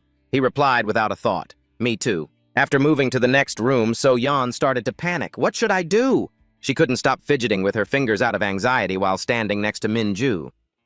I was too impulsive, so I brought her here. But now I'm not even sure what to say. Even? So-yeon herself didn't understand what she was trying to do. Why did I have to do something I've never done before? But this is so annoying. Minju immediately and astutely noticed her unusual state and asked with concern, "You look quite tired. Are you okay?" This made So-yeon flustered. "What? Of course I'm fine." She could only force a smile when she spoke so directly. "I have my doubts." In the end, So-yeon had to admit, "Actually, I haven't been sleeping well these past few days." Minju asked with concern, "Is something keeping you up at night?" She stammered, trying to explain, "No, it's not that something is keeping me from sleeping." But as if realizing she'd been rude, So-yeon quickly changed the subject. "Anyway, let's not talk about me. Let's talk about you instead. Honestly, this is the first time I've ever spoken to a hunter." Hearing the question about herself, Minju didn't seem very enthusiastic. "I don't have any interesting topics to talk about, except maybe for the fact that I followed in my father's footsteps and became a hunter." But that alone was enough to impress an ordinary person like So-yeon. "Your father was a hunter too? Did you two work together?" And just like that, the question seemed to touch a nerve. "No, he was discharged because of a shoulder injury." Minju suddenly remembered what her father had to endure after his superiors told him to stop faking his injury and do his job properly. She also remembered the scornful looks from his colleagues and how the people who fought alongside him turned their backs on him. He endured it, all while working, afraid of becoming a burden to those around him. That just made his injury worse and worse. Hearing something like that might make a normal person feel pity. Unbelievable! How could his colleagues do that? But to a hunter like Minju, it was nothing. No. When she saw the whole world turn its back on her father, even at a young age, she saw how heartless this industry is. In the association, there's no such thing as colleagues. There are only people ranked above you or below you. My father was a B ranker, right up until he was discharged. Back then, even though she felt sorry for her father, Minju understood. Who would care about a middle-aged B-rank hunter? Remembering his slightly stooped back, she knew exactly what people thought of her father. He was just a disposable tool. Now, speaking about her situation, Minju said it so lightly, as if it were someone else's story. Anyway, that's the association in a nutshell. A place where rank is everything, extremely harsh on the weak and extremely lenient with the strong. Unexpectedly, she drew a direct conclusion. That's also true for the hunters I work with. But the cleaning crew, they're not like that at all. At this, the air between the two of them suddenly fell silent. Finally, Minju had to ask directly, "You have a thing for him, don't you?" So Yan's face flushed. Is it that obvious? Seeing her give herself away like that, Minju chuckled and replied, "Anyone can tell." When the topic came up, So Yan became flustered, not knowing where to start. Well, in just a moment, images of Junwoo flooded her mind. He works so well and has a strong sense of responsibility. He didn't do anything on his first day and was even late on the second, so I thought he'd quit right away. But now he works harder than anyone. Just thinking about it, So Yeon couldn't help but gush. He also knows dungeons and monsters like the back of his hand. What he says is even more accurate than the data from the control team, and he even knows information that doesn't show up on the data sheets. Because she let her guard down, Minju quickly gathered a lot of information. I see. Remembering how Junwoo was that day, a series of analyses ran through her mind. That guy, he's really not just some ordinary janitor. With just a few traces left on the corpse, he could deduce the condition of the person who took it down. What's more, he knows more about dungeons and monsters than even the control team. Finally, for some reason, Minju came to a firm conclusion. That's more than enough reason not to let him get away. Despite thinking this, she didn't forget to turn and say to So Yan, "Anyway, don't worry, I'm not interested in him like that." This left So Yan a little confused. Really? Then why are you hanging around him all day? Minju almost immediately declared, "Like I said, the association is extremely harsh on the weak and extremely lenient with the strong. It's such a bullshit double standard, I can't stand it." Her hand clenched into a fist, showing her determination. "Because of that, I need to get stronger. To do that, I need his help." So Yun was completely surprised to hear this. "So you're saying..." So she casually dropped a line that made Minju freeze. "Aren't you his ex-girlfriend?" A long while later, Sang-hyuk was the first to speak up, announcing to the guys there, "Here they are." Minju was chatting as they walked. I mean, there are always those kinds of superiors, right? The ones who try way too hard to act cool and show off in front of you. It wasn't clear what they were specifically talking about, but So Yan was walking and laughing, saying, "That's so true. I've had that happen before too." Looking at the friendly scene before him, Junwoo just felt it was incredibly bizarre. How the hell did they get so close? Finally, their group reached the final gate of the dungeon. "All right, like I said before, the boss here is a monster with a deadly poison. I'm sure everyone will be fine, but let's be extra careful today." Gunti kept reminding them, "As long as it doesn't make direct contact with your skin, you'll be fine. So don't worry too much." After he finished, scattered replies were heard. "Yes." "Okay." Just then, Guntai suddenly called out, "So Yan." It made So Yan jump. "Yes?" He had noticed something was off about her earlier. "What's with you? Is something wrong? Your reactions are slower than usual." So Yan explained while lightly tugging at her suit. "My hazmat suit is a bit uncomfortable, especially today. The gas mask makes it a little harder to breathe, too. But afraid of holding things up, she told everyone, however, I don't think it will affect my work." This made Junwoo and Sang-hyuk notice their own gear. "Now that you mention it, isn't it time to replace our equipment? Ask the association for a budget increase. If we keep working like this, an accident is bound to happen. What is this, a uniform from the Korean War?" Gyuntae replied helplessly, "You think I haven't tried that? What am I supposed to do if they say they don't have the money?" Hearing that, he could only sigh. They're really working us to death, keeping all the money for themselves. In the end, he had to change the subject by turning to the final gate. "Come on, that's enough of that. Let's go in. Let's at least try to make do with the hazmat suits we have." The gate opened quickly, revealing a white space inside. The next scene they faced was a pile of monster corpses and the defeated final boss. Before starting the cleanup, Guntai repeatedly emphasized, "Everyone, make sure you're careful. Don't let it touch your skin." For a former hunter like Junwoo, it wasn't hard to recognize that the maximum slime boss monster looked like an ordinary pile of goo. Junwoo himself was already used to such tragic scenes, so he wasn't too surprised. But if you're exposed to the deadly poison and the foul stench for a long time, you'll get poisoned. The golden time is a mere 5 minutes.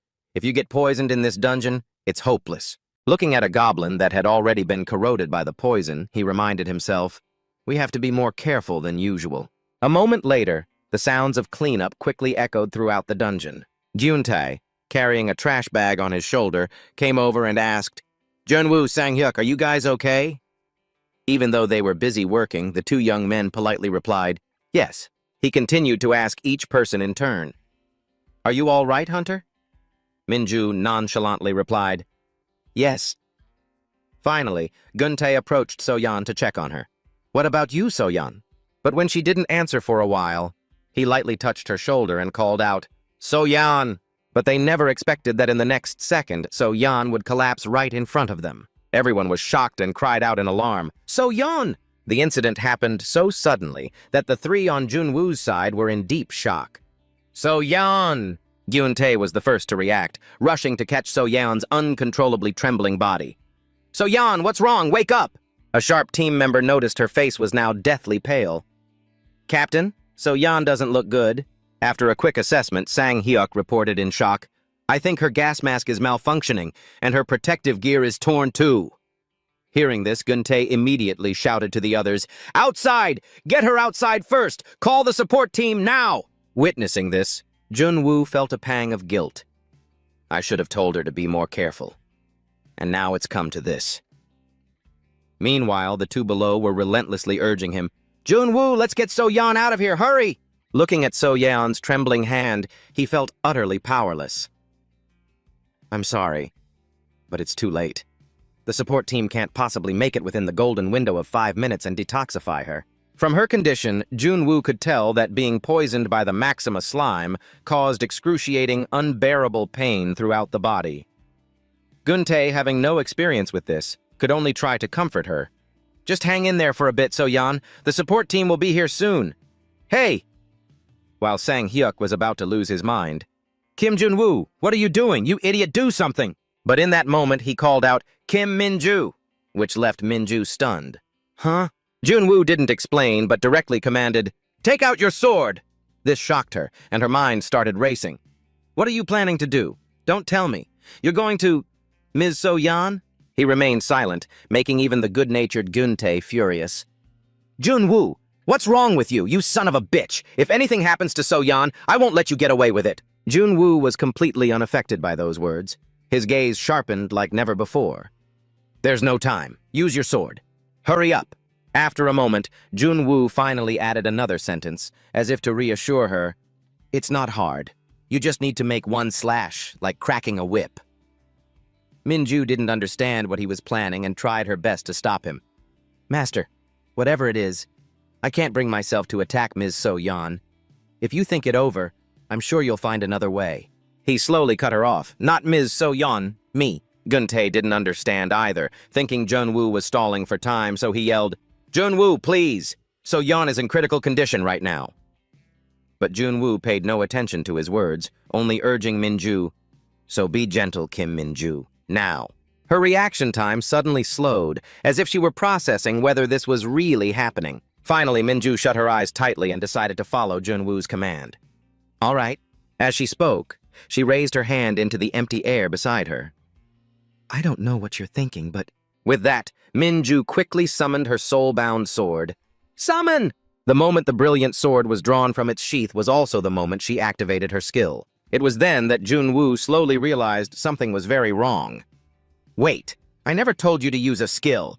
But it was all too late. He took the full brunt of a sword slash across his chest from the move, unsheathing dance. As crimson liquid trickled from between his teeth, Junwoo cursed inwardly, Could you just listen to what I say? As the ground was gradually stained red by the rust-smelling liquid, the system activated. Activating Soul Strike. Before the stunned eyes of the other two, Junwoo received an instruction. Assume a combat stance, while he clutched the wound on his chest. Damn, that hurts. With all preparations complete, he slowly turned his head and said, I'll take Ms. So-yeon to the support team first. I'll meet you all there. Which left Guntae stunned for a moment. Huh? But a second later, he unleashed another tirade. What nonsense are you talking about? In that battered state, even by taxi, it would take at least 30 minutes to get to the support team from here. Before he could finish his words, something flashed past in an instant, taking So-yeon away right before their eyes. After that, all they could see was a streak of light shooting straight out of the dungeon. And that streak of light was Jun-woo, with an unconscious So-yeon on his back. By activating a speed skill, he was able to carry her as he dashed forward. As he ran, Jun-woo urged himself on. "I have to be faster. I only have 3 minutes." Late that night at Republic Hospital, Yoon-tae cried with tears of joy. "Thank you, doctor." Seeing the family visiting, the doctor reminded them, "That was a close call. Thank heavens you all arrived within the golden window. You were very lucky. You can check on her condition and go in to see her now." Listening, Gun-tae kept bowing his head to show his gratitude. "Thank you, doctor. Thank you so much." A second later, the doctor raised an eyebrow towards someone else. "And that young man is—" When asked, Jun-woo immediately stood straight and reported, "I am Kim Jun-woo." Actually, the doctor just had a few words of advice regarding money matters. "Mr. Jun-woo, before you leave, remember to stop by the hospital's reception desk and pay the fee for the stitches." He answered through gritted teeth, "I know." At that moment, he just wanted to curse a few times to let off steam. Good grief. He's even charging me for just a few stitches. After a long while, So-yeon finally woke up. In front of her were countless pairs of eyes staring straight ahead. After a moment, Sang-hyuk finally spoke up, scolding her in frustration. "Moon So-yeon, are you trying to worry us to death?" Gun-tae didn't want to be harsh, so he just grumbled a few words. "If there's a problem, you have to speak up, you know? This kid..." Which left So-yeon flustered, not knowing what to do. "I'm sorry." In the end, he still couldn't hold back his anger and let out a curse. Torn protective gear and a broken breathing mask. Just how old is that equipment? Hearing that, Gun-tae quickly tried to calm him down. "Hey, don't swear in the hospital!" But Sang-hyuk didn't listen.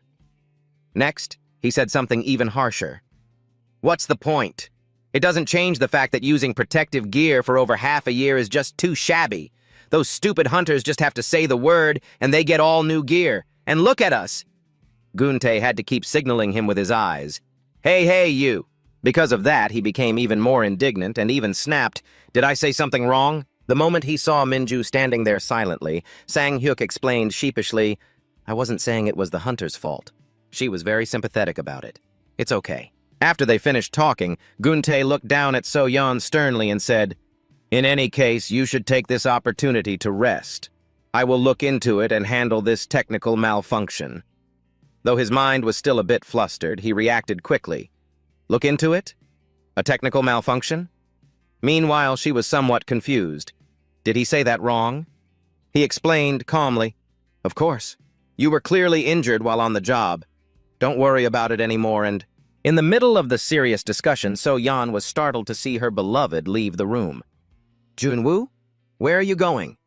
Jun-woo replied coldly, "I'm going out for some air." His steps were steady as he slowly walked out of the hospital room. As he roamed the hospital corridor, Jun-woo thought about what they had said in the room. Miss So-yeon suffered a workplace accident due to old equipment. After a few seconds of silence, he slowly spoke his assessment.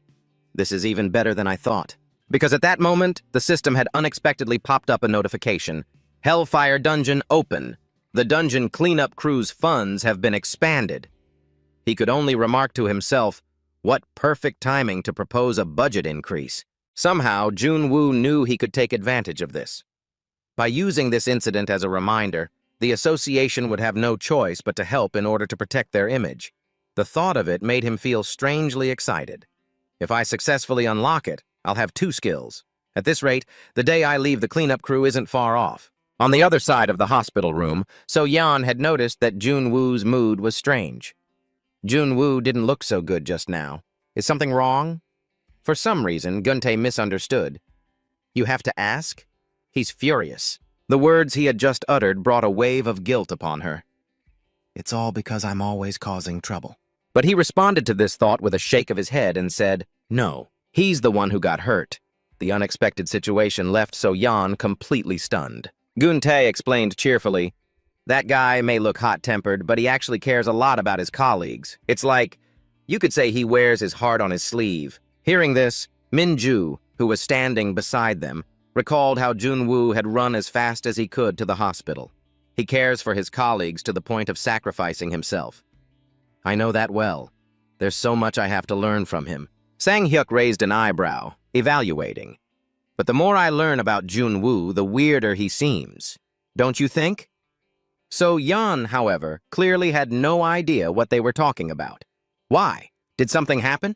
Upon hearing that, he suddenly remembered. Ah, you don't remember, do you? He used a skill when he saved you. As soon as she heard this, she cried out in shock. Junwoo did that? Sang-hyuk replied calmly, I haven't been on the cleanup crew for long either, but for a janitor to be using skills, I'm speechless. Just those few short sentences were enough to overwhelm So-yeon with guilt. Junwoo saved me? How? I didn't even know, and I haven't even thanked him. Since they were on this topic, Geun-tae suddenly turned to Min-ju and asked, So, while we're at it, Hunter Kim Min-ju, what do you think of Junwoo? All the while, she was still worrying about all sorts of things. What if he's angry because I didn't thank him? She didn't even need to think before commenting directly, Master? I don't know. He seems like a good person, and his face is totally my ideal type, even if his personality is a pain. Those words left him stunned for a moment, and he had to quickly correct her. No, that's not it. I want to know your opinion as a hunter. Because of that, Min-ju herself was left completely stunned. She embarrassedly turned away to save face. You were asking for a hunter's perspective? I knew that. Meanwhile, her inner thoughts were screaming, This is so mortifying. Geun-tae didn't really expect an answer from Min-ju, so he said frankly, Him. Honestly, it's a waste for him to just be a janitor.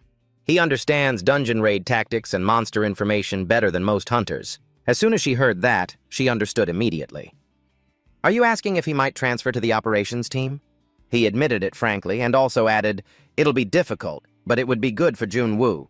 Min-ju also seriously evaluated the feasibility of it all. He's definitely more experienced and skilled than most hunters. But the problem is, Master is on a cleanup crew. Her words startled both Geun-tae and Sang-hyuk. Not understanding her meaning, he started to criticize her in a fit of anger. That's rude. So what if he's on the cleanup crew? Are you saying we can't grow? The older man had to quickly intervene. Hey, you, calm down. Only then did Min-ju slowly deny it. That's not it. In fact, it's the opposite. Every word she said sent Sang-hyuk from one surprise to another. What? Min-ju finally decided to reveal it. Even I, a B-rank hunter, can't see his true skill level. And yet, Master still chose the cleanup crew and not the operations team. Geun-tae understood almost immediately. You mean he wants to do this job?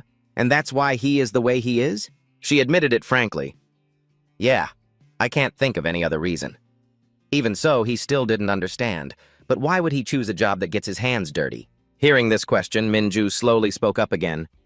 This is just a guess, but her eyes were filled with countless ideals, and her whole being seemed to light up as she spoke. What if Master has more than enough skill, but simply doesn't want to get caught up in the ranking divisions within the association or among hunters? He treasures camaraderie, and that's why he chose the cleanup crew.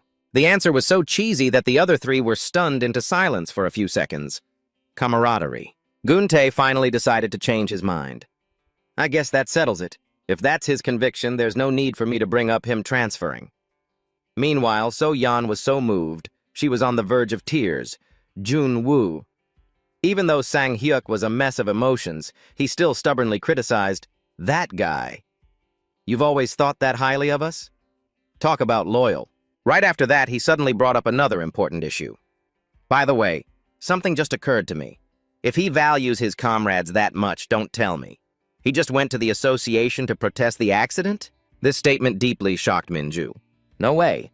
But honestly, that's very possible, no joke. And indeed, Junwoo had currently found his way to the Hunter Association's office. Seeing him arrive, the director of the Republic of Korea's sole branch of the Supernatural Dimension Management Association, Seo Min-cheol, was openly annoyed. Who are you? He looked down at the man with arrogance. Let me introduce myself. A janitor. Looking at Junwoo standing before him, Min-cheol immediately thought, Are you requesting a budget increase for the cleanup crew? He admitted it bluntly. That's right. The man tapped his fingers lightly on the desk, as if he were actually thinking about it.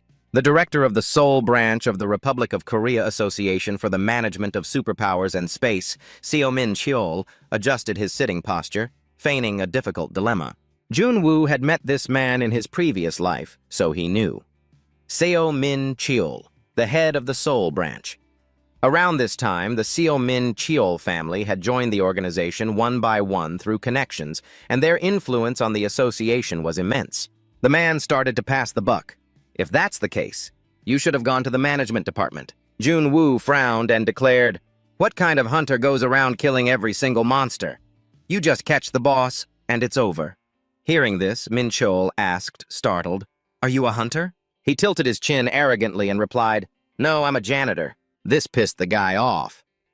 So now a janitor just walks up to the director to ask for a budget increase? Not even a team leader, just a regular janitor? But Jun-woo didn't care, and even admitted, "That's right." Seeing that he wasn't going to back down, Min Cheol could only feign reluctance. "I guess you're at that age where you just charge in and attack others without knowing the consequences. But what does the cleaning team even need to spend money on? The costs aren't that high." But he never expected Jun-woo to retort sarcastically, "I'm asking for an increase because the budget is even less than those not-so-high costs." That insolent reply made Min Cheol laugh in anger. "This kid's got some nerve. I've been letting your behavior slide up until now, but how dare you?" But before he could finish his sentence, Jun-woo cut him off.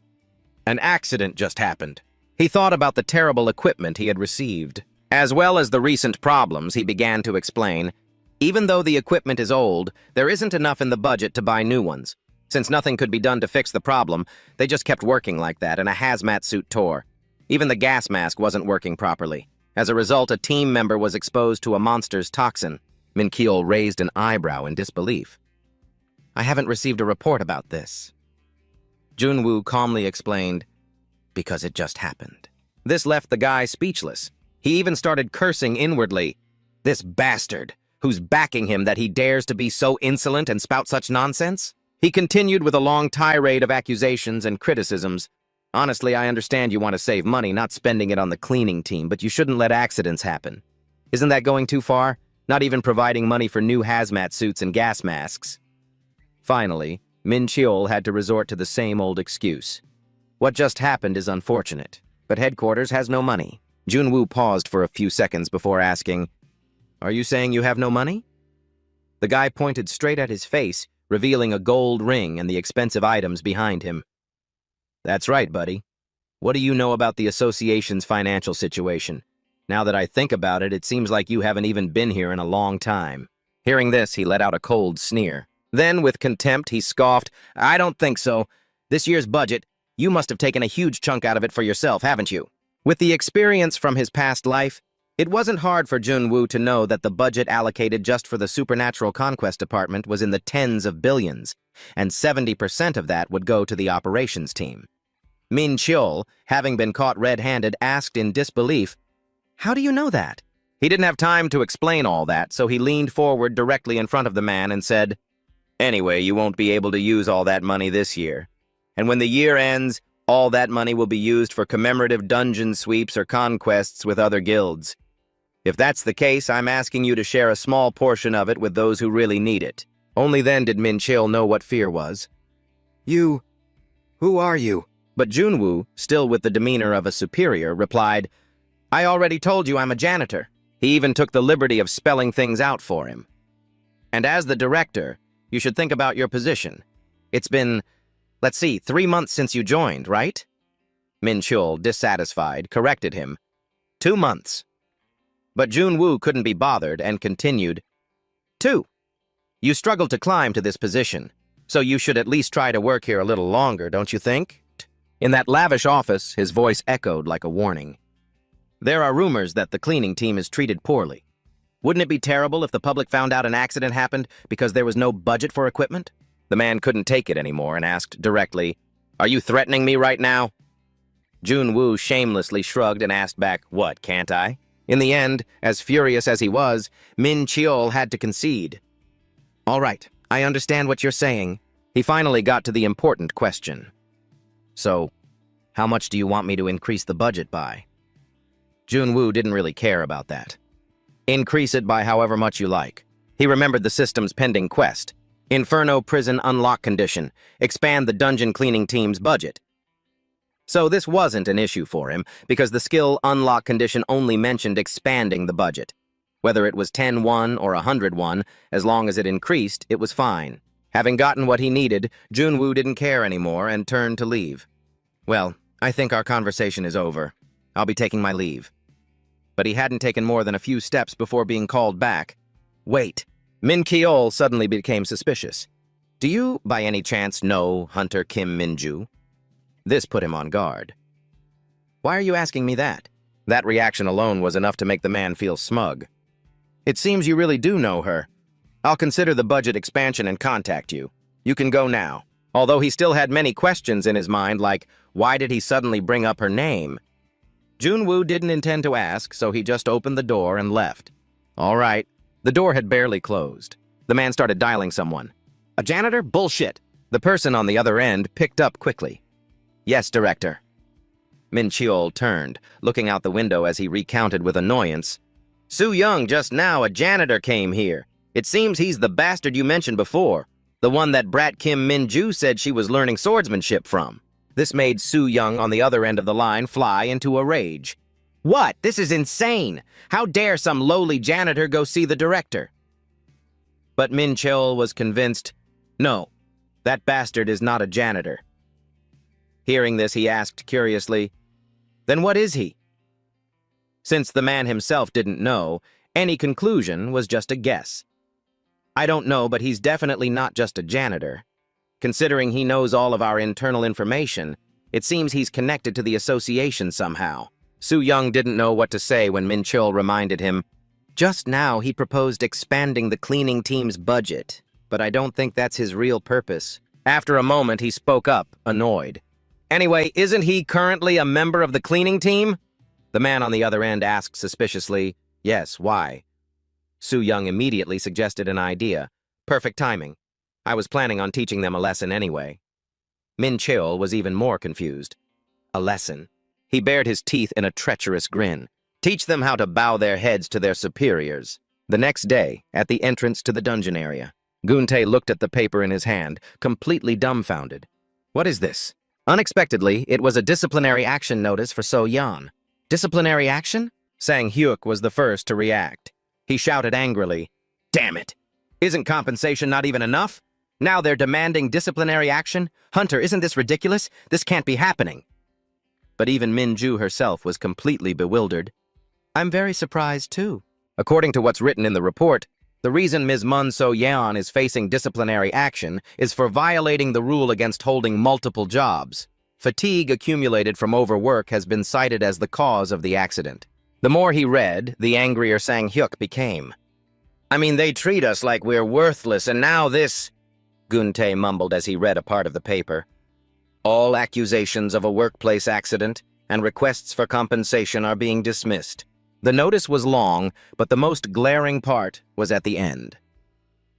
The accident occurred due to personal negligence, and there is no evidence that the equipment used, the gas mask and hazmat suit, was old. It was so outrageous that after hearing it, Junwoo couldn't help but curse.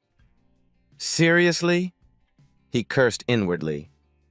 Seo Min Chol, so this is how you play. How, perhaps seeing Junwoo's dark expression, So Yan tried to comfort him. Junwoo, don't worry too much, I'm really okay. Which confused him. What? She began to explain nervously. Even if it's disciplinary action, it's just a warning. Honestly, I wasn't even expecting anything. They always treat the cleaning team like this. Meanwhile, what he was actually concerned about was something else entirely. What is she talking about? The real problem is my locked skill. Even Sang Hyuk isn't being so harsh with Junwoo anymore. Still, I'm definitely seeing you in a different light now. It's just... I can't make heads or tails of what you're saying. What are you talking about? He thought Junwoo was still trying to hide things, so he bluntly voiced his misunderstanding. I heard you took the fall for us and went to see the director.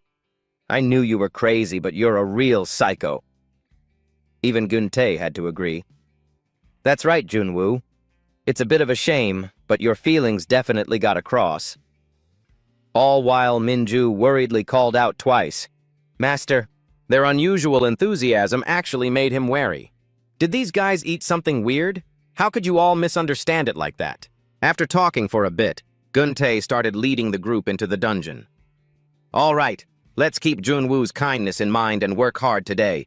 So-yeon, don't overdo it. After a full day of rest, So-yeon had recovered the strength she'd lost over the past while. I'm much better now, sir. As they walked, Sang-hyuk suggested with a bored tone, we should just quit this job soon. All of this made Junwoo more pensive than ever. No matter how I think about it, this is just weird. I didn't even ask for much money, nor did I demand compensation. But he's nitpicking just because someone else does a lot of work? Is there any reason for those higher-ups to be acting this ridiculously? But while he was lost in thought, he was surprised to hear Min-ju suddenly exclaim from beside him, "No way. Don't tell me it's because of me." That left Junwoo confused. What are you talking about? Why would it be you? Only then did she honestly explain. Actually, the last time I requested a day off, I talked to the team leader about the cleanup crew. Even now, Min-ju still vividly remembered Soo-young's arrogant demeanor. He's a real piece of work, so he probably didn't take it well. Maybe that's why he's teaching them a lesson. After hearing that, Junwoo quickly asked, "What's your team leader's name?" Min-ju didn't hesitate to spill everything. He's the leader of Control Team 1, Lee Soo-young. Do you know him? The image of Soo-young's despicable face immediately flashed in his mind. Lee Soo-young, the poster boy for Seo Min-chul's network of cronies. He became the leader of Control Team 1 through his connections, and even though he has no talent of his own, he's still on a constant power trip. Thinking about this, Junwoo let out a small, derisive smirk. No wonder. Right after that, he suddenly went up to Gun-tae. Team leader. He turned his head doubtfully and asked, "What is it?" Then, Junwoo made a surprise announcement. "I'll be using my day off today." Hearing this, everyone cried out, "So suddenly?" Scene changed to Seoul, Samseong Station, Seocho-gu. Like any other day, a couple was strolling leisurely together. "Honey, what should we eat for dinner?" The girl just had to say cheerfully and playfully, "Anything's fine." The young man laughed out loud. "You always say that, don't you?" The very next second, a spatial gate suddenly appeared in front of them. A purple light flashed in an instant, carrying a deadly danger with it. As soon as they realized what it was, everyone around them turned and fled. "It's a dungeon! Report it to the association, now!" But to Junwoo, who was walking against the crowd, this was like a reunion with an old friend. "It's been a while. Should I show off my skills a little? Model." The moment he entered the dungeon, he was greeted by the horrifying shriek of a goblin. A second later, Junwoo was surrounded by 4 other goblins. Despite the ferocious assault, he remained calm and activated a skill. Junwoo's eyes turned a brilliant blue, because at that very moment, the skill user's movement speed would increase dramatically during combat. Thanks to using enhanced processing, Hyperboost, he was able to easily annihilate all the surrounding goblins with a pickaxe. In the blink of an eye, Junwoo had cleared out all the goblins blocking the entrance. And more than anyone, he knew full well that what he was doing was illegal. Dungeon blocking. The act of secretly conquering a dungeon without the association's permission while the assigned hunters are away is an illegal form of conquest that freelance hunters often resort to for money. But Junwoo couldn't care less about that. The only thing on his mind was the current state of his abilities.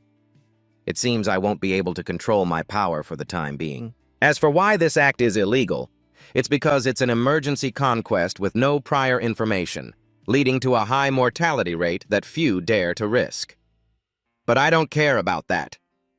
Carrying a pickaxe, Junwoo walked towards the next gate, muttering a challenge to himself. The operation team takes 15 minutes to get here. Let's see if I can finish in 10 minutes. For a seasoned former hunter like him, this was a trivial matter. For someone who was once ranked #1 in the world, this is a simple dungeon that can be cleared in under 10 minutes. But it also depends on what skills I have. Deeper inside, Junwoo came across a giant, fully equipped monster.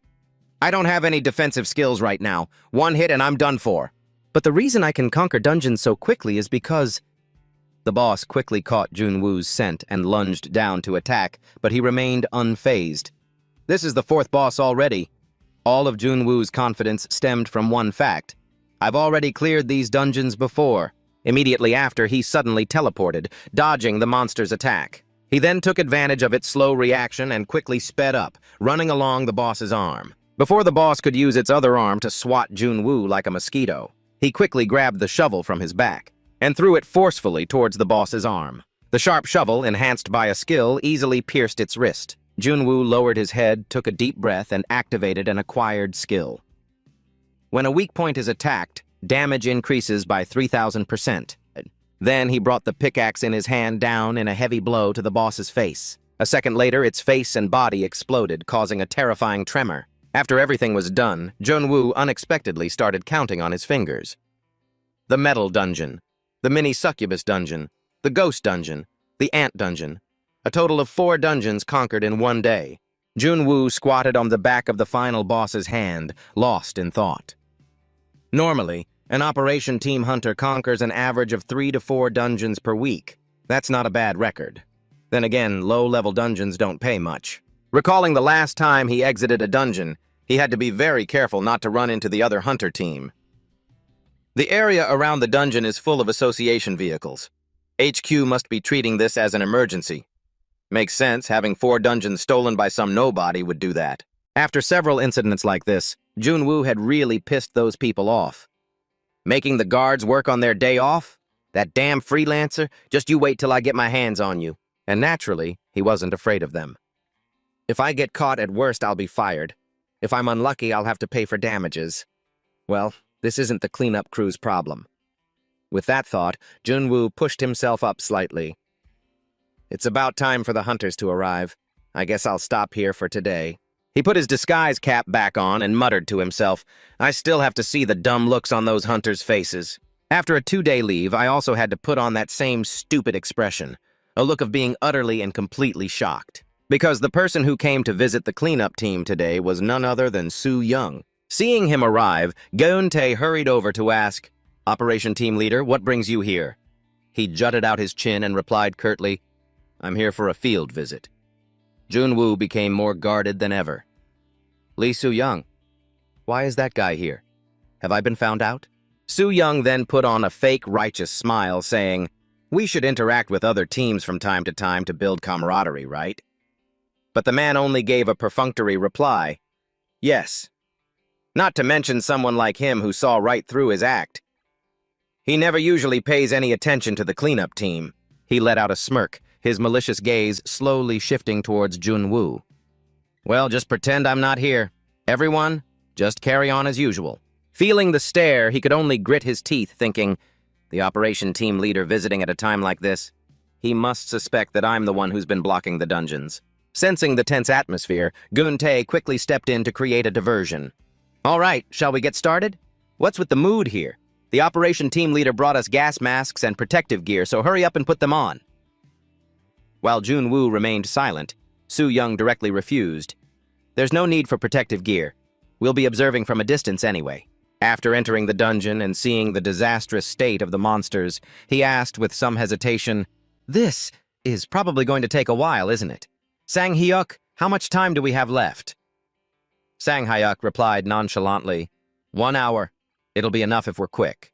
From the side, Junwoo turned his head and asked, Kim Min-ju, is there any solution left? Min-ju obediently replied, yes, there's a little bit left. What about the concentration?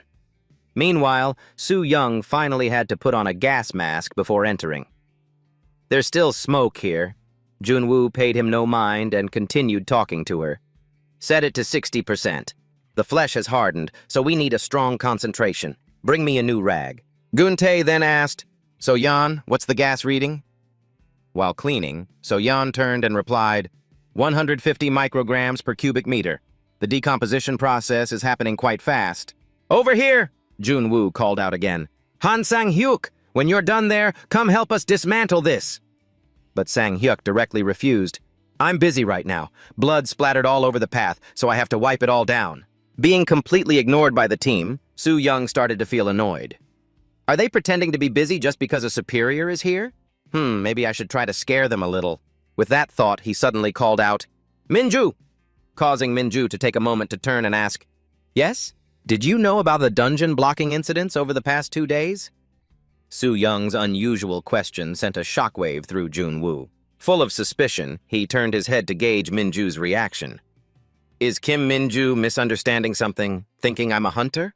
But since the dungeon blocking happened during our break, and that one question was enough to make the entire team stop what they were doing. It won't just be Kim Min-ju who misunderstands. All the members must have realized it. The suspense made Junwoo's heart leap into his throat. Damn it! Is he probing me? I'm screwed. Luckily, Min-ju was silent for only a moment before calmly remarking, Is that so? Wasn't it just the hunters fooling around with each other? Soo-young replied, feigning nonchalance. I guess so. I've looked everywhere, but it's not easy at all. The director was furious. Then he glanced suggestively at the others in the team. So whoever catches the dungeon blocker this time is the reward big? Min-ju had clearly never heard this news and was a bit curious. A reward? Soo-young intentionally raised his voice. Yes, catching a hunter gets you bonus points on your rank evaluation. He even maliciously emphasized this to the remaining members. You could get transferred to another team. Gun-tae frowned slightly, glancing at Junwoo behind him as the conversation continued. So, you're saying if we catch the culprit in the cleanup team, we get transferred to another team. Is that it? Thinking his plan had succeeded, Soo-young shot a malicious glance towards the suspect. Besides Min-ju, if anyone else is interested, let me know. For example, if some guy suddenly took 2 days off. This condition made Junwoo anxious. I'm screwed. Transferred to another team? His heart began to waver, losing faith in his teammates. If that's the case, everyone will be fighting for it. I forgot that even though he has connections, he's a cunning bastard. But Gun-tae was silent for a moment before calling out, Junwoo! Then he suddenly asked a question that nearly made Junwoo's heart stop. Did you get hurt somewhere yesterday? Taking the opportunity, Gun-tae quickly made up a reason. Right, this kid. I told you to be careful when cleaning up monster corpses. So Yan followed up, full of concern. That's right. It's a good thing you got hurt yesterday. If a superior came today and you were injured, the cleanup team would have been done for. A dozen question marks seemed to pop up in his head. One moment hearing Sang-hyuk scolding, That's right, kid. I knew it the moment you started singing while you cleaned. And the next, hearing him sigh, Getting a little praise and you start slacking off, huh? Then Gun-tae awkwardly scratched his head and said to Soo-young, Hey, what a shame. You made such a good offer, but there's no one suspicious around here. Leaving him speechless. It's fine. Thanks to his mask, he successfully hid a grin that stretched from ear to ear. What a pity. If it were my team, they would have confessed just to get transferred. Sang-hyuk behind him also tried to suppress a laugh to play along. That's right. If there's anyone suspicious, I'll report it to you immediately. Before being jokingly chided by Gun-tae. Come on, Han Sang-hyuk, he has no loyalty at all. Seeing everyone united in covering for him, Junwoo could only choose to remain silent, while Soo-young was shocked to his core, even thinking to himself, have these guys gone crazy from cleaning too much? Witnessing the atmosphere in the cleanup team, Min-ju became even happier with her own assessment. The scene changes to the top floor of the Hunters Association. Director, I found him. Soo-young furiously called the person on the other end.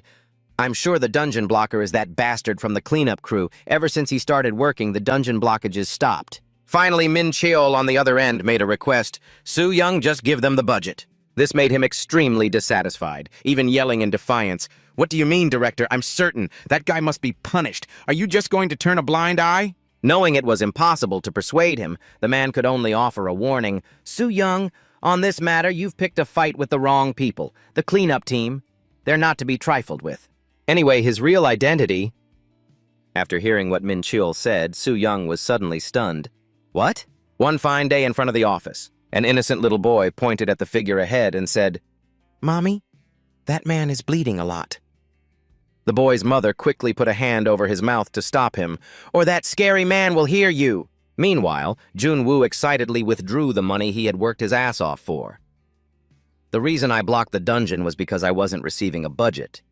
If you won't give me a budget, I'll just go get it myself. On the other end, Min Cheol suddenly made a request. Soo-young, just give the cleanup team their budget, which made Soo-young scream in anger. What do you mean, Director? I have proof that he blocked the dungeon. The man explained suggestively, just now, an anonymous person sent support funds. This sentence made him freeze. Support funds? Min Cheol continued on the other end of the line. 20 million won. It's not a huge amount.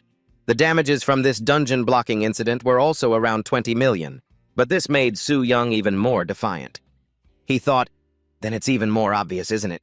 As soon as the dungeon blockages stopped, that exact amount was sent to the cleanup team. Unable to get through to him, Min Cheol had to spell it out.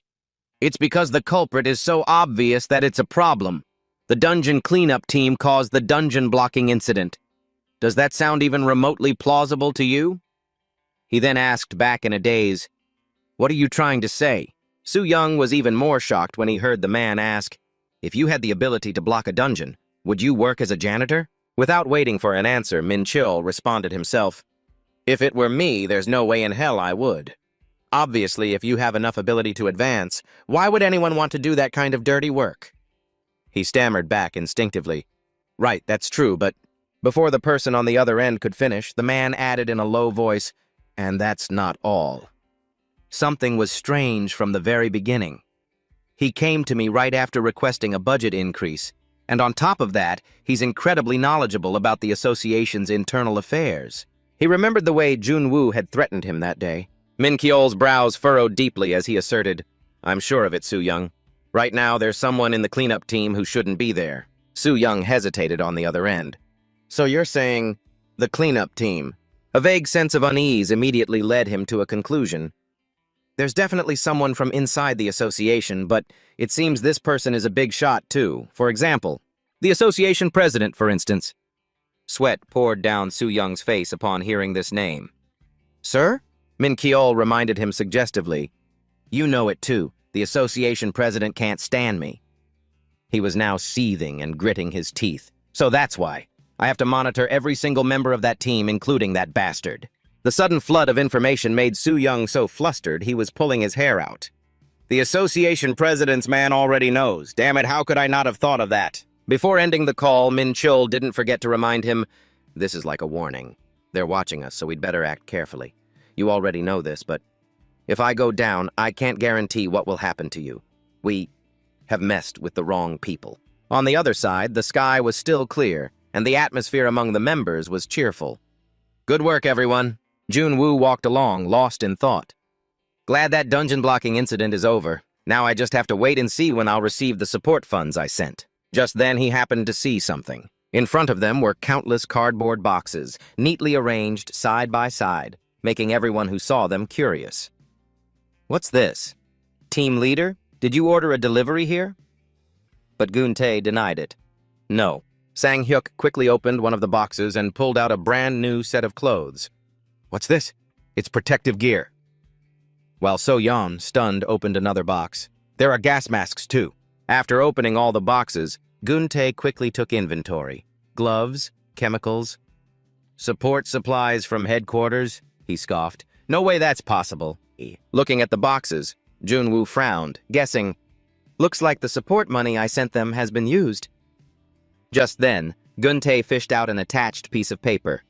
"Hey, there's a letter in here!" He didn't even need to read it to know some of the contents, but something still felt off. The letter said this was from an anonymous sponsor, but for 20 million won, this is way too much stuff, isn't it? Meanwhile, Gun-tae was counting the digits one by one. Ones, tens, hundreds, thousands, 10,000s, 100,000s, millions, 10 millions, 100 millions? The amount was so large that Junwoo had to snatch the letter to see for himself. 200 million? It's really 200 million. Seeing their jaws drop, Sang-hyuk asked curiously, "What are you guys so surprised about?" "Let me see." But Junwoo didn't hear a word. He was still reeling from the shocking news. 10 times the amount I sent them? Sang-hyuk calmly took the letter back from Junwoo and began to read aloud. After careful consideration, the letter clearly stated, "The association recognizes that the outdated work equipment, due to budget shortages, was a major factor in the recent incident. Therefore, headquarters has decided to allocate additional funds to the cleanup team, although the amount is not large." Hearing this, So-yeon was completely stunned. "Additional budget?" Sang-hyuk continued reading the next line. "We are deeply sorry and apologize for the incident involving Moon So-yeon, and we are sending condolence money as stipulated by regulations. 100 million won in workplace accident compensation." The unexpected windfall moved her to tears. So-yeon finally couldn't hold it in and asked through her sobs, "Could it be Junwoo?" But Junwoo quickly refuted it. No, it wasn't me. Hey. However, Sang-hyuk was still suspicious. What on earth did you do? He could only deny it in a panic. It wasn't me. Gun-tae, on the other hand, didn't care much for the details. He just happily put a hand on Jun-woo's shoulder and said, Hey, the association has had a change of heart. Looks like you'll be doing this for a long time. Jun-woo frantically turned his head to remind him, Team leader, don't you find this strange? There's no way the association would just change its mind, let alone give us this much money. But the older man was as calm as ever. Hey, it's all written in the official notice. They said they reconsidered. Gun-tae even subtly hinted to the other members. So, let's just leave it at that. It's not like we know who did it, right? So Yan replied with a bright smile, Yes! As the excitement gradually faded, they faced another difficult problem. Well, we have to carry all this stuff to the office. If they were going to deliver it, couldn't they have just brought it straight to the office? Jun-woo had to remind them of something. We do have an office, you know. Gun-tae scratched his head sheepishly and admitted, Of course we do, though we never use it. Min-ju then asked curiously, Where is our office? Which caught him off guard. Huh? What was that? She offered with a bright smile. He and I will take the things to the office. The rest of you can just clock out for the day. This made Jun-woo ask in discontent, Why me? Gun-tae also tried to persuade him, Don't be like that. Come on and move it with me. But Min-ju insisted firmly, No, the two of us will do it. Is that okay? Obviously, he just wanted to stay as far away from her as possible. What if I'm not okay with it? Can we not do it together? What are you even saying? In the end, Jun-woo had to take on the job of hauling the boxes. Right at that moment, the system announced, Unlock condition met. Increased budget for the dungeon cleanup team.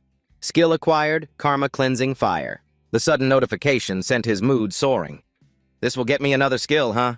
The day I can finally leave the cleanup team is getting closer. But his joy didn't last long.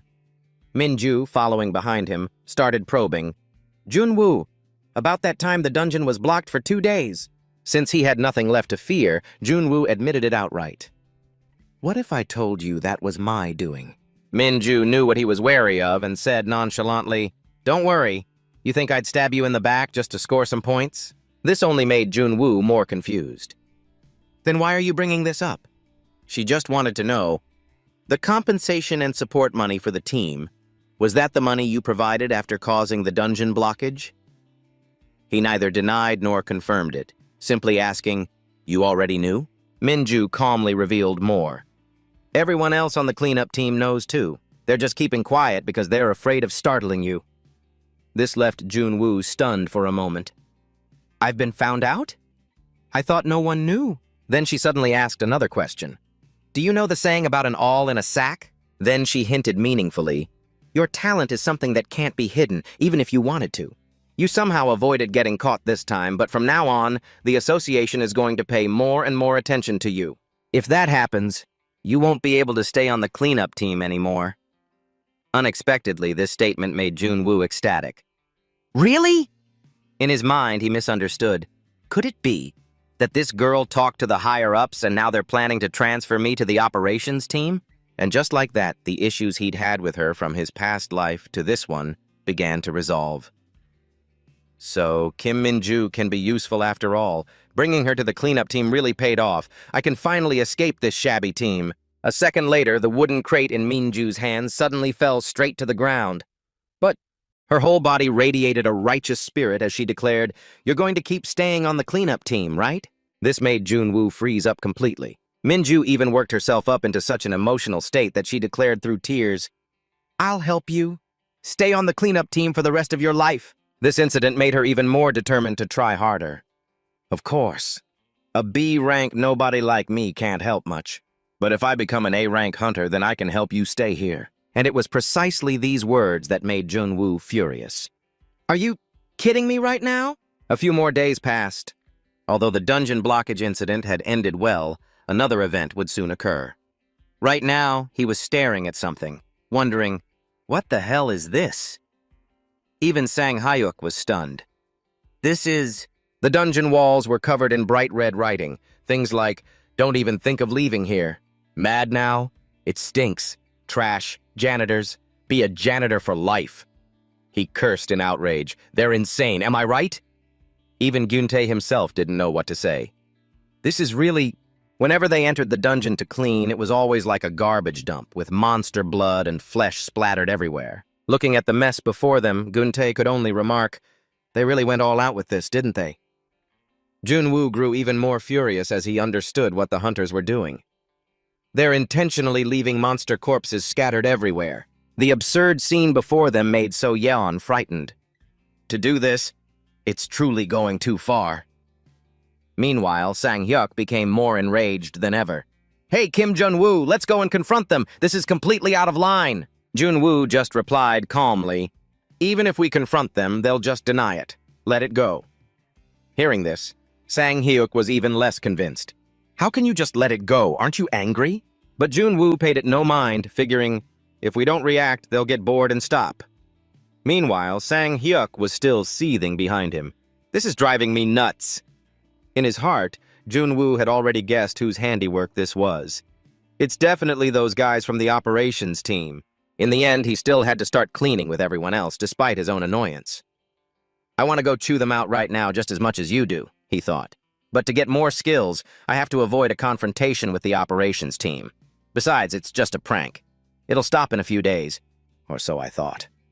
But 4 days later, they were still at it.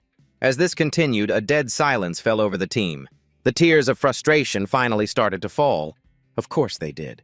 So Yeon choked back a sob and wondered, why do they have to be so awful? Sang-hyuk couldn't stand it anymore and continued to press the issue. "Team leader, this is unacceptable. I'm going to the operations team to settle this." Only then did Gyuntae reveal, "I've already gone a few times. I wanted to speak with their captain. But they said he was away on business. They just kept denying it. Those hunters didn't even give me the time of day and just walked off arrogantly saying, 'Do you have any proof we did this? Clearing dungeons keeps us busy enough. You think hunters have that much free time?' Right. What would a janitor know anyway?" Out of options, Sang-hyuk could only think of making a call. Then Hunter Min-ju could... But before he could act, a cold voice cut him off. "That's enough!" The voice angered him. "What? Are you just going to let it slide again?" In reality, Junwoo had also reached his limit. He gritted his teeth and said, "Don't call anyone, I'll go myself." As he spoke, Junwoo turned to leave, radiating a murderous aura. "Don't clean this place." Seeing this, Sang-hyuk got a little scared. "That psycho is at it again?" So Yeon called out worriedly, "Junwoo, where are you going?" Even Gyuntae quickly reminded him, "We're still on the clock, Junwoo." But his mind was now consumed by uncontrollable rage. "You're hunters, and you pull this childish crap for 3 days? You've got some nerve, but the best part is..." The reason Junwoo became like this was because the system had activated a passive skill harvest. Righteousness, sickness, passive activated, pushing his mood to negative infinity. "You've really pushed me over the edge." In an instant, he arrived in front of the association headquarters. "You damn hunters. I was already dead tired without you pulling this crap, and now you make me work 15 hours a day?" The automatic doors slid open, welcoming the uninvited guest. Indignation continuously consumed Junwoo's will. "Thanks to you bastards, I missed the last bus of the day, you dogs." "Come in." He entered, despite the place being full of enemies. "This is the Seoul headquarters. How may I help?" Without waiting for the receptionist to finish, he swung his arm and knocked down the 2 hunters blocking his way. "Get lost!" The hunters who saw this started shouting, "This bastard! How dare you yell at a hunter! Get back here!" But in Junwoo's mind, there was only one thought. Today is the day you all die. As his anger erupted, Junwoo slowly recalled something. It must be because of what happened 4 days ago. Back then, 2 hunters had just stepped out of a dungeon and were making derogatory remarks. "It stinks. The moment I stepped in, I felt like throwing up from the smell." He glanced at So-yeon with utter contempt and said, "Afraid people won't know you're from the cleaning team?" while deliberately bumping hard into Sang-hyuk. So damn annoying. Seeing the looks of disbelief on the 2 cleaners' faces, the hunters were emboldened and pressed on, taking turns. "Hey, you glaring at me? So what if I am? Then why the hell did you go over our heads and mess with our team's budget, huh?" Such direct insults and contempt left So-yeon and Sang-hyuk completely shocked. As janitors, you should know your place and just shut your mouths. If it were me, I'd rather get a part-time job. Finally, he couldn't hold it in any longer and was about to curse back, "Hey, you son of a—" when they were interrupted by Minju's question. "You two, what team are you from?" He turned to her with the same arrogant attitude. "Huh?" The two of them shifted their attack to Minju. "You're tiny as a twig and you dare talk to us like that? Get lost while I'm still being nice." Finally, she lost all patience. Her face darkened as she repeated, "I'm asking you, what team are you from?" While he was still unwilling to back down, "What team? You think you'd even know if I told you?" His friend beside him quickly tried to stop him. "Hey, wait a sec, hey." Not realizing his friend was warning him, he got even more fired up. "What? What is it?" His friend quickly said, "You idiot, this is Senior Kim." The two, who had just been so arrogant, now hurriedly bowed their heads. "Greetings, Senior." Minju frowned and asked, "You're from this team?" The two of them bowed one after another, saying, "We're sorry, Senior. We didn't know it was you. We're truly sorry." This time she replied in a cold, sarcastic tone, "Sorry? What's there to be sorry about? I didn't know you guys were on my team either." A second later, Minju's eyes filled with a potent, killing intent. "Before you apologize for not recognizing me, apologize for looking down on other people." After scolding them, she hurried over to check on her friends. "So Yeon, Sang-hyuk, are you two okay?" They both replied in unison, "Yes." As she spoke, Minju glanced at the two walking away. "There are some really unpleasant new guys lately. They act all high and mighty now that they're hunters, but they haven't even reached E-rank yet. Anyway, I'm really sorry about that." So Yeon quickly reassured her, "It's no big deal, we're fine."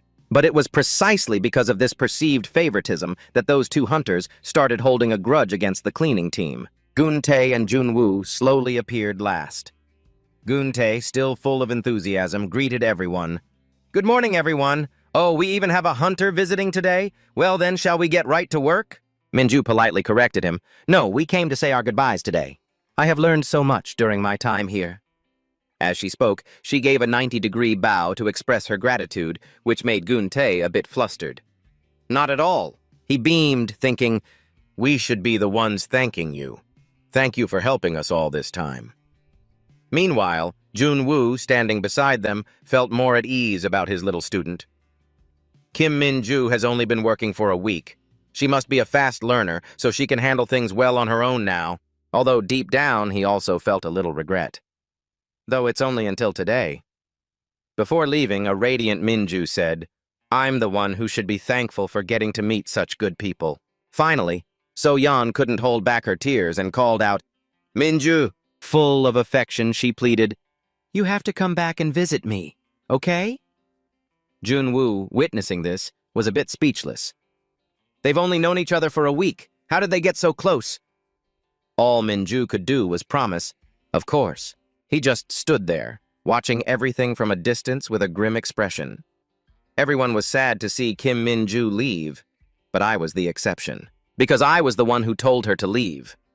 Recalling that moment, she was completely stunned when Jun-woo demanded, "Hey, starting tomorrow, don't come here anymore." Hearing that, Kim Min-ju was dealt a considerable blow, but she soon realized my true intention. I told her not to come here to clean anymore, because I wanted her to listen to my request. From now on, I will arrange her schedule based on my own knowledge and experience. As long as she does well, she'll reach A rank within half a year. Right now, I can't build a career like I did in my previous life.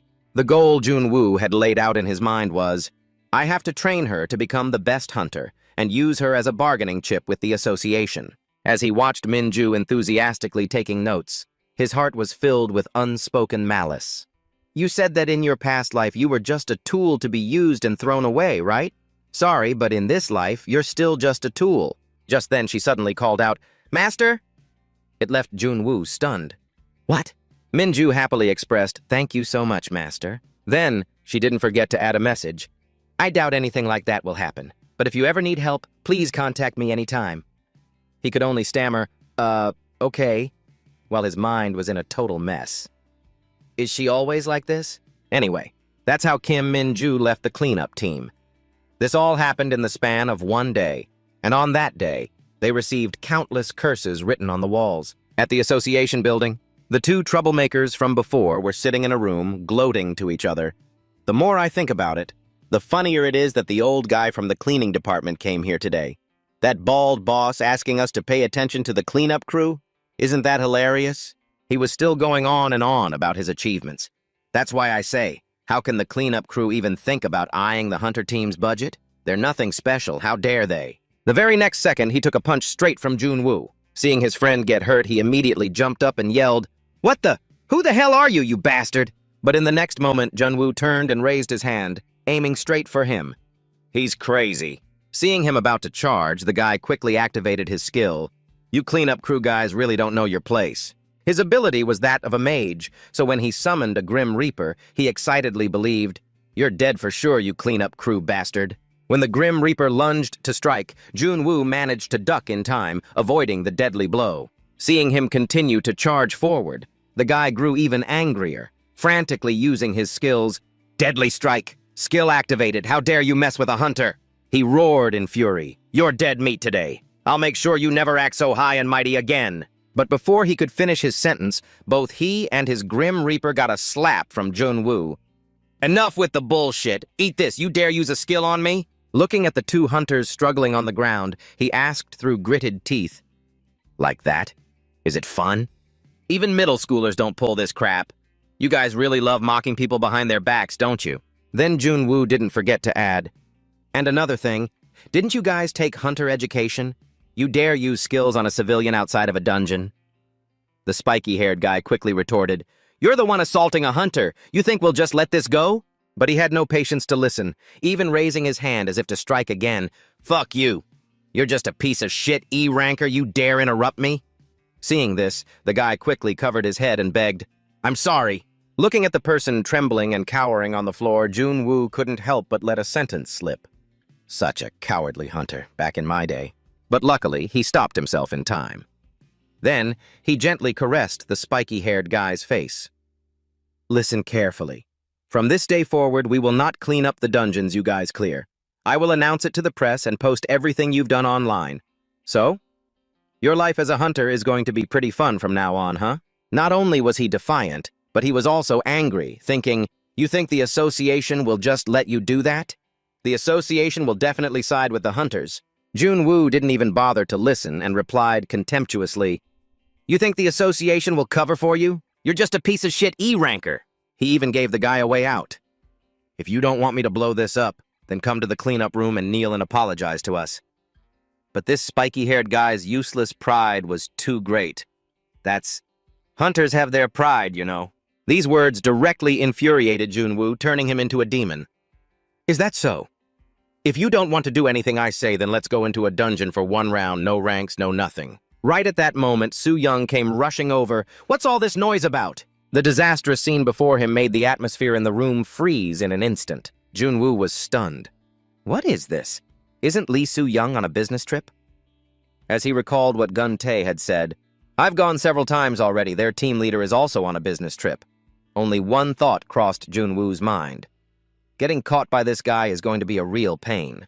Unexpectedly, Soo-young humbly clasped his hands before him and asked, Is there a reason someone from the cleanup team has come here?" Faced with this sudden change in attitude, he just felt suspicious. What's wrong with him now? Meanwhile, Soo-young only dared to smile and ask, "Is it because the budget is still short?" Junwoo decided to take advantage of the situation. He pointed directly at the spiky-haired guy and said, "Those guys were playing pranks while clearing the dungeon." Soo-young asked doubtfully, "Pranks?" He began a long tirade of accusations. Yes, they scattered monster corpses all over the dungeon and used blood to draw graffiti. That's why the cleanup team was dissatisfied and came here. Thinking his savior had arrived, the guy rushed towards him and accused Junwoo. "He's lying! That bastard was the one who got violent." Unexpectedly, as soon as he finished his sentence, he got a slap on his other cheek. "Who are you calling a bastard? Are you insane?" After taking care of the matter, Soo-young once again appeared humbly before Junwoo. "I'm sorry, I apologize on his behalf." Seeing the other person apologize on his behalf made him a little embarrassed. "It's fine. Just tell them to be more careful next time." Since there was nothing else, he just left. "I'll be taking my leave." Soo-young behind him quickly saw him off. "Yes, take care." Before leaving completely, Junwoo didn't forget to turn his head and remind him, "And one more thing. I don't want to see those guys in front of me ever again. The matter was resolved, but there was still one suspicious point. That was team leader Lee Soo-young's change in attitude. One fine evening, he asked Min-ju out to talk. "Do you have any idea what's going on?" She slowly recounted what she knew. "I've only been off for a week, so I don't know the details. In short, they're truly a pathetic bunch. That's why they're only E rank." Remembering how both of them had come to express their apologies to the cleaning team, "We're sorry, sir. We're sorry," Jun-woo simply thought. But anyway, they apologized properly. They must have gotten chewed out a lot, so they probably won't do it again. Min-ju slowly responded, "Now they can't even if they wanted to." She calmly turned to him and announced the recent news. "Because they were fired. Both of them." This made Jun-woo extremely surprised. "What?" Min-ju glanced at the person beside her and coolly dropped another bombshell. "Those hunters. They were all fired." This sentence momentarily stunned Jun-woo. "What?" He was panicking internally. Could it be because they hate the sight of me? Hunters from the operations team got fired just because of something a mere janitor said? Thinking back now, Jun-woo felt a chill down his spine. And the way he was so freakishly polite to me back then. Just what on earth is he thinking? Then the next morning, something even more shocking happened to him. What now? The entire Hunter team was bowing respectfully. "You've all worked very hard." Their attitude was so enthusiastic. "I just hope they'll handle the rest for us." "Thank you, everyone." Jun-woo awkwardly squeezed past them. Yes, operations team number 1 worked hard too. He didn't know whether to laugh or cry. The hunters always acted so strangely after a dungeon raid. Once the raid was over, they would wait for us to greet them before leaving. Looking at the scene over there, the cleaning team was at a loss. It wasn't like they cleaned up before leaving, was it? I guess so. Seeing that someone else had done his work for him, Jun-woo felt a little relieved. They even gathered all the monster corpses in one place, and we don't have to clean the boss room anymore. So Yan was still a bit bewildered. "Why is this happening? I'm not used to this at all." But Gun-tae was over the moon. "The operations team being wary of the cleaning team? This is the first time I've seen this in my 10 years of cleaning." Nearby, Sang Hyuk waved his hand dramatically. "At this rate, we'll end up swallowing the operations team whole, won't we?" The older man laughed and chided him affectionately. "Don't get cocky, kid. We didn't do anything. It was all thanks to Mr. Jun-woo's efforts." He shrugged nonchalantly. "I was just kidding, just kidding. I know he gets the credit." Gun-tae added defensively, "Anyway, I'm still very grateful to him." But So-yeon's expression was a little troubled. "Thank you, Jun-woo, for standing up for us, but I'm actually really worried." Hearing this, Jun-woo was stunned. "What do you mean by that? Who's standing up for whom?" Her next words seemed to clear up his confusion. "I'm worried that if this continues, you'll be the one to suffer." Jun-woo was even more confused. "Suffer? Me?" So Yeon's eyes drooped sorrowfully. "Yes. We're being treated well now, but what if one of the hunters is just waiting for a chance to retaliate?"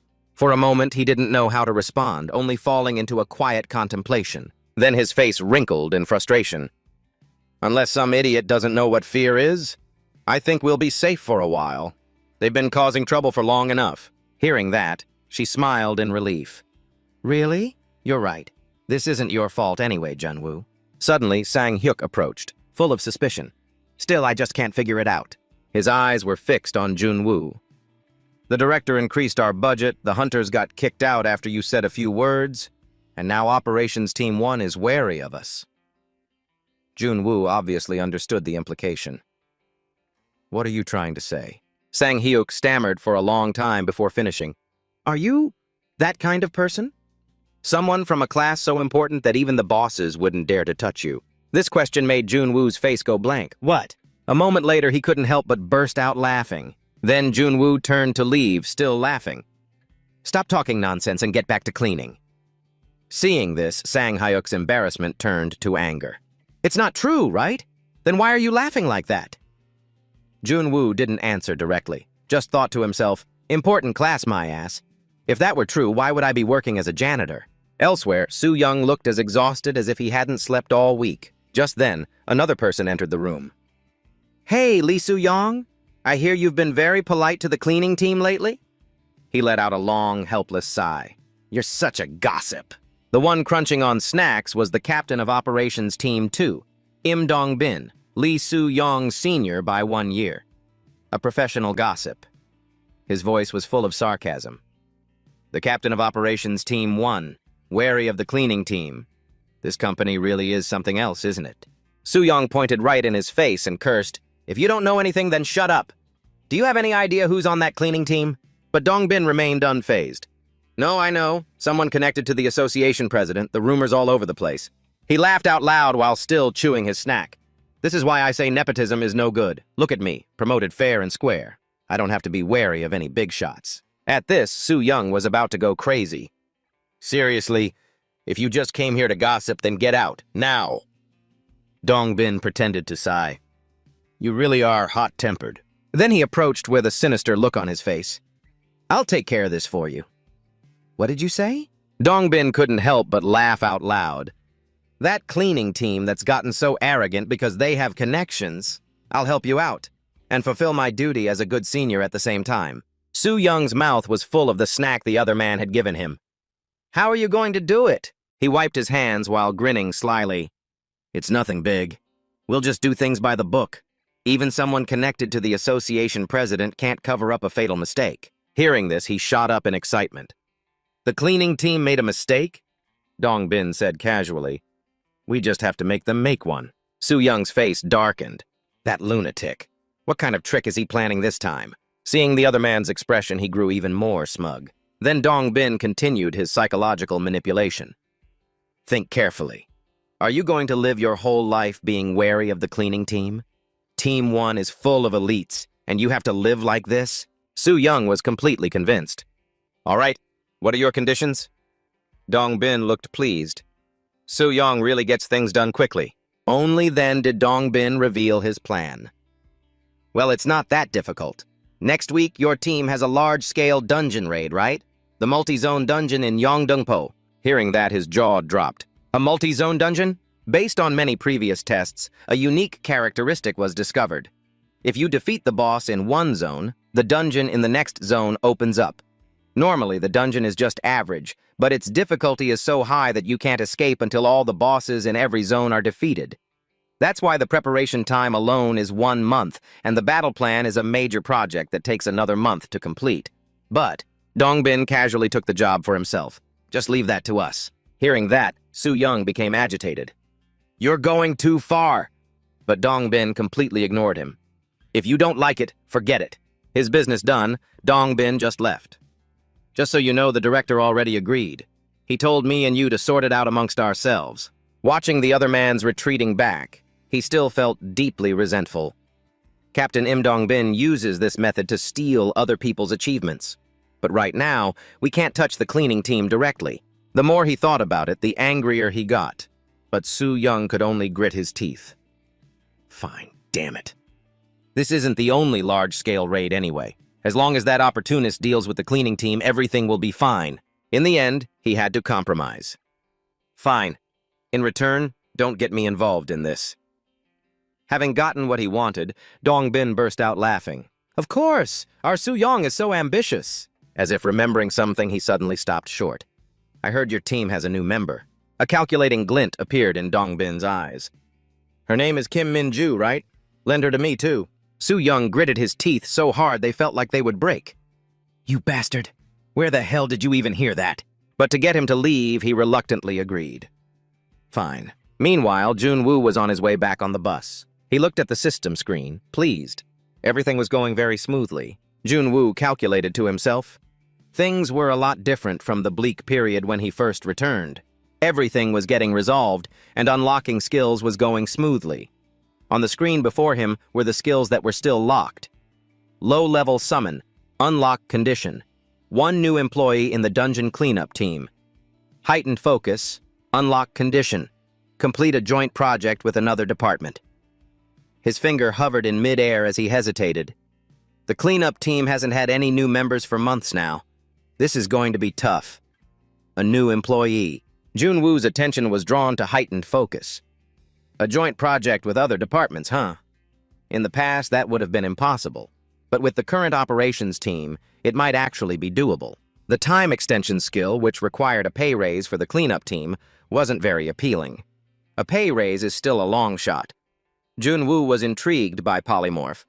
Unlock condition: increase public interest in the dungeon cleanup team. Increase public interest in the dungeon cleanup team. Finally, he made his decision.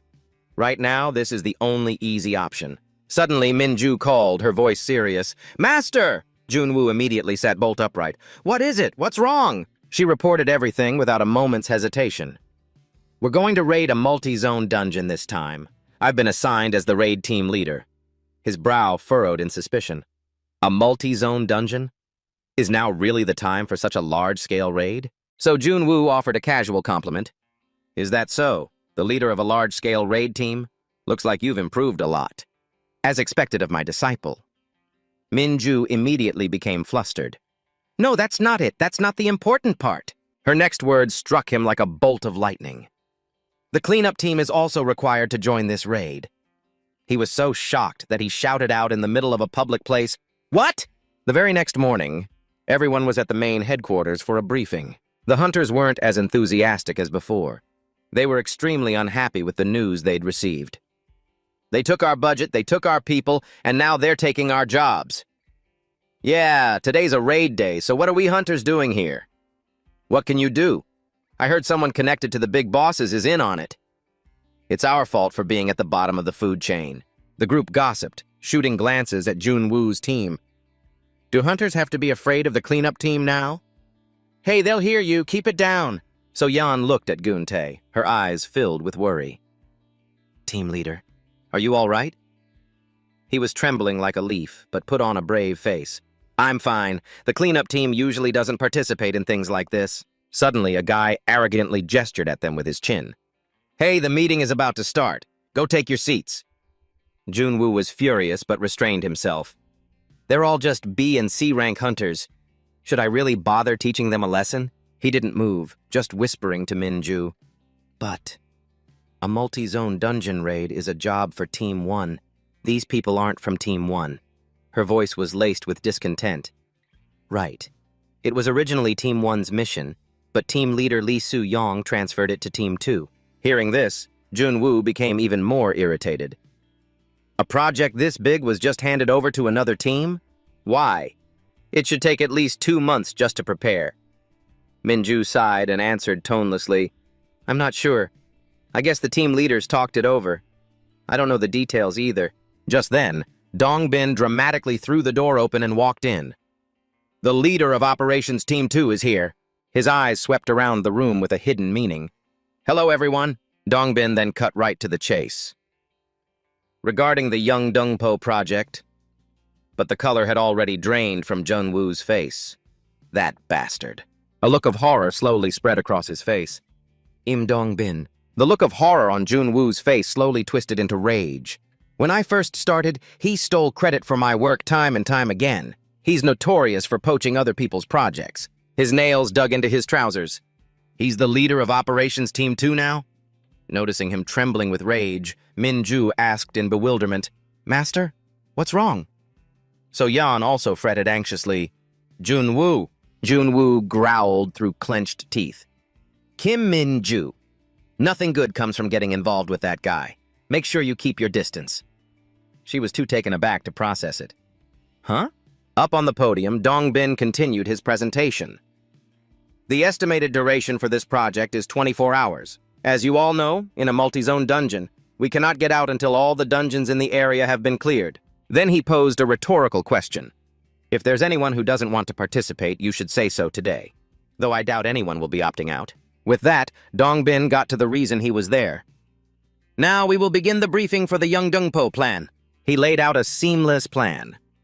"We will split into 3 groups and raid the dungeons. The raid duration is 24 hours, which means the monster corpses will begin to decay. Therefore, all operations must be quick and precise. If they rot, they will emit gases that will interfere with the rest of the raid. And of course, the dirty work was reserved for Junwoo's group. That part will be handled by the people from Cleanup Team 3. Dongbin shot a meaningful glance in their direction. "This is a large-scale project, so of course there will be generous rewards for everyone." Meanwhile, one of the hunters muttered with a grim look, "The cleanup crew. Can they really handle it?" Backed into a corner, Guntae had no choice but to agree. "Yes, Junwoo looked them straight in the eye without saying anything. There was no real reason to refuse. It was a good chance to work with the operations team. There was a bonus, and cleaning up in one go after their raid would be much more efficient. Plus, he had his own agenda. This is also a good opportunity for me to unlock that skill. If I can get heightened focus, the one that unlocks by completing a joint project with another department, everything will be much easier. Besides, Junwoo didn't want to deal with those other hunters. He just wanted to get the job done. If I don't seize this opportunity, another chance to collaborate with a different department might not come along. We are the cleanup team after all. Still. And so he refused point blank. "I'm sorry, I can't do it." His words shocked Dongbin so much that he dropped his lollipop. "What?" Junwoo just wanted to punch him. Helping that bastard get another achievement? I'd rather die. The rest of the team filed out of the meeting room. It was only then that So-yeon dared to whisper, "Why did Junwoo turn it down? We don't get chances like this very often." Sang-hyuk struck a careless pose. "She's right. And there was a bonus, too. We should have snapped it up. What, were you scared?" Minju remained calm as usual. "Team leader, what are your thoughts?" Sensing the tension, Gun-tae stepped in to defend him. "Come on, that kid Junwoo was just looking out for us." She agreed and laid it all out. "I think so, too. They made it sound simple in the briefing, but the reality is that it'll be incredibly dangerous. It's a continuous operation for 24 hours, and there will be a lot of monsters. I didn't want to take part in it either, actually." An image of Junwoo appeared in his mind like a righteous hero. "I can't take my team somewhere that dangerous. I won't do it."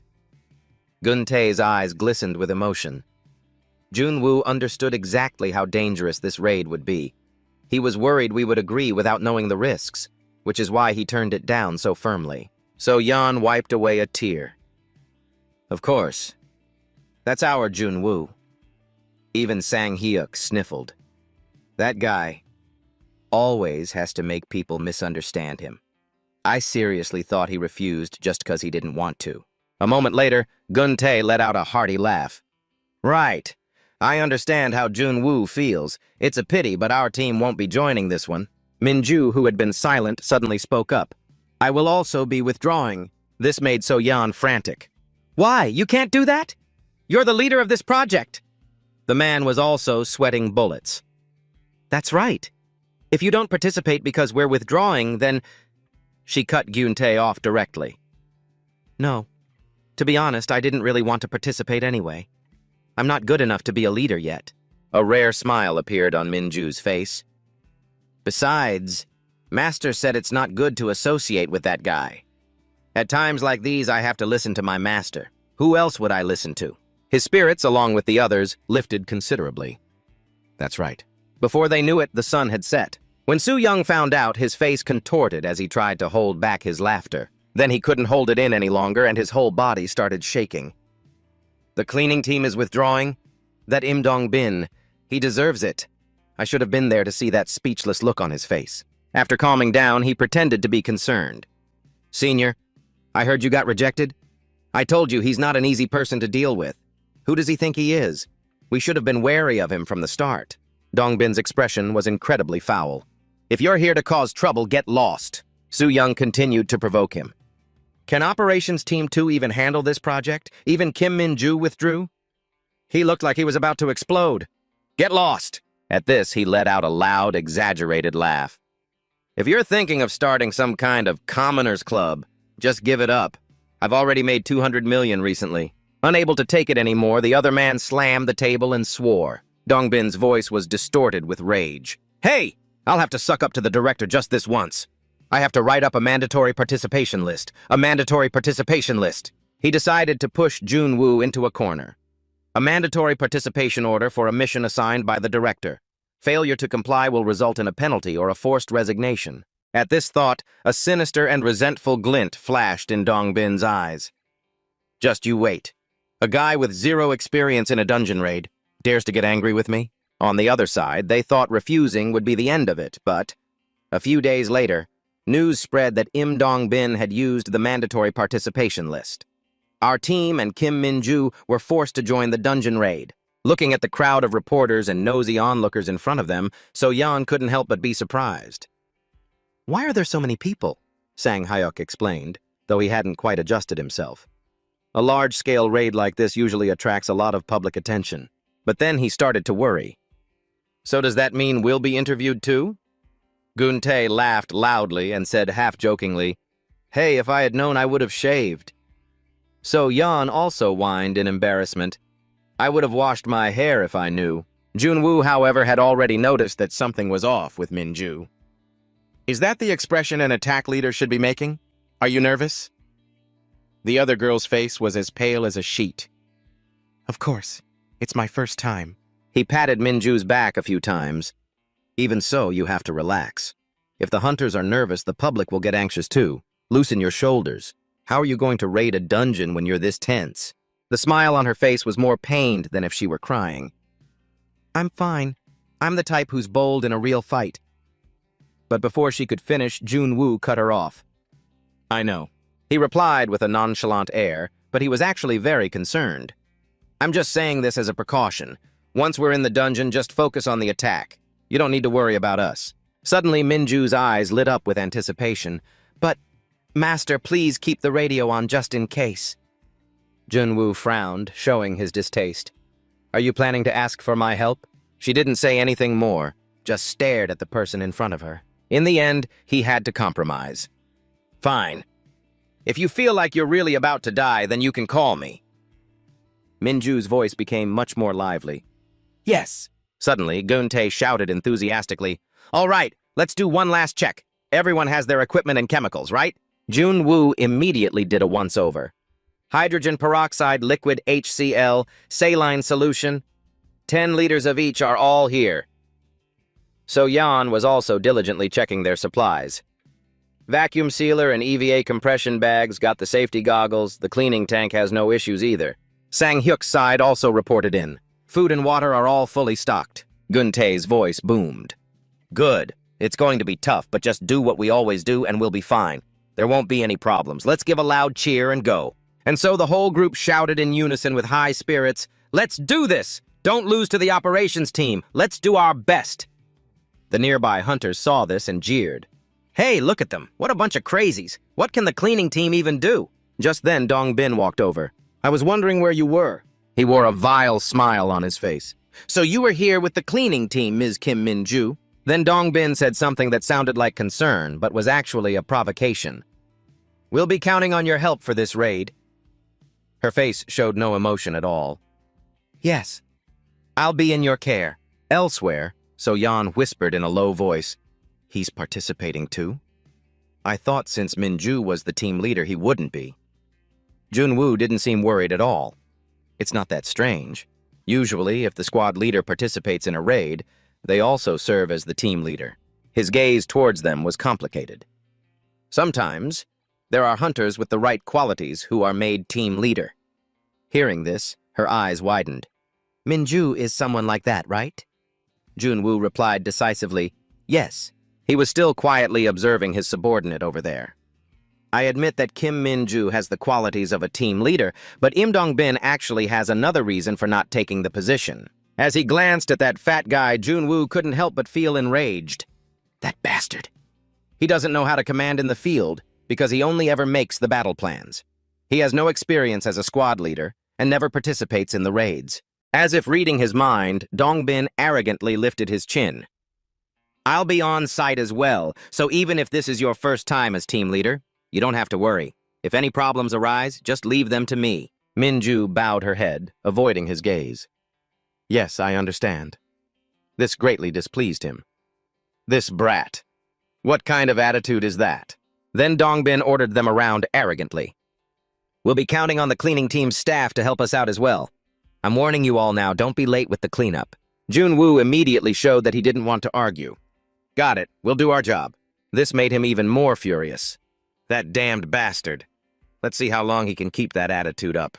Seemingly dizzy from being provoked, Dong-bin held his forehead as he gave an order. "My head.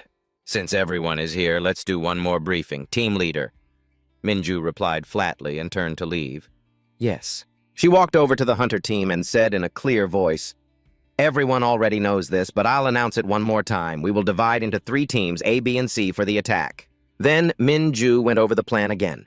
When Team A attacks the first area, the next area will be handled by Team B, and after that, Team C. The others listened intently without a single objection. We will repeat this cycle until the raid is complete. Her voice was particularly loud. As everyone knows, the cleanup crew is also participating in this raid. They are all highly experienced, so they shouldn't be a cause for concern. But if a dangerous situation arises, then Min-ju boldly declared, "I demand that everyone help the cleanup crew." The moment she finished speaking, both Dongbin and the hunter team were struck dumb with shock. But she didn't seem to realize the gravity of the situation. What kind of reaction is this? Even Jun-woo was stunned. What did she just say? Trying to save face, Dongbin forced a laugh. Our team leader must be overly worried. You're asking the operations team for help, right? But Min-ju paid him no mind, immediately leading the way forward. In any case, everyone, do a final check of the mission details. Once you're ready, we will begin the mission. On the other side, the blue light from the dungeon gate pulsed with an increasingly sinister glow. But Jun-woo's cleanup crew still moved forward with determination. Let's get going too. Ahead, the faint silhouettes of monsters could be seen through the gate, yet no one faltered. Let's go clean up a dungeon,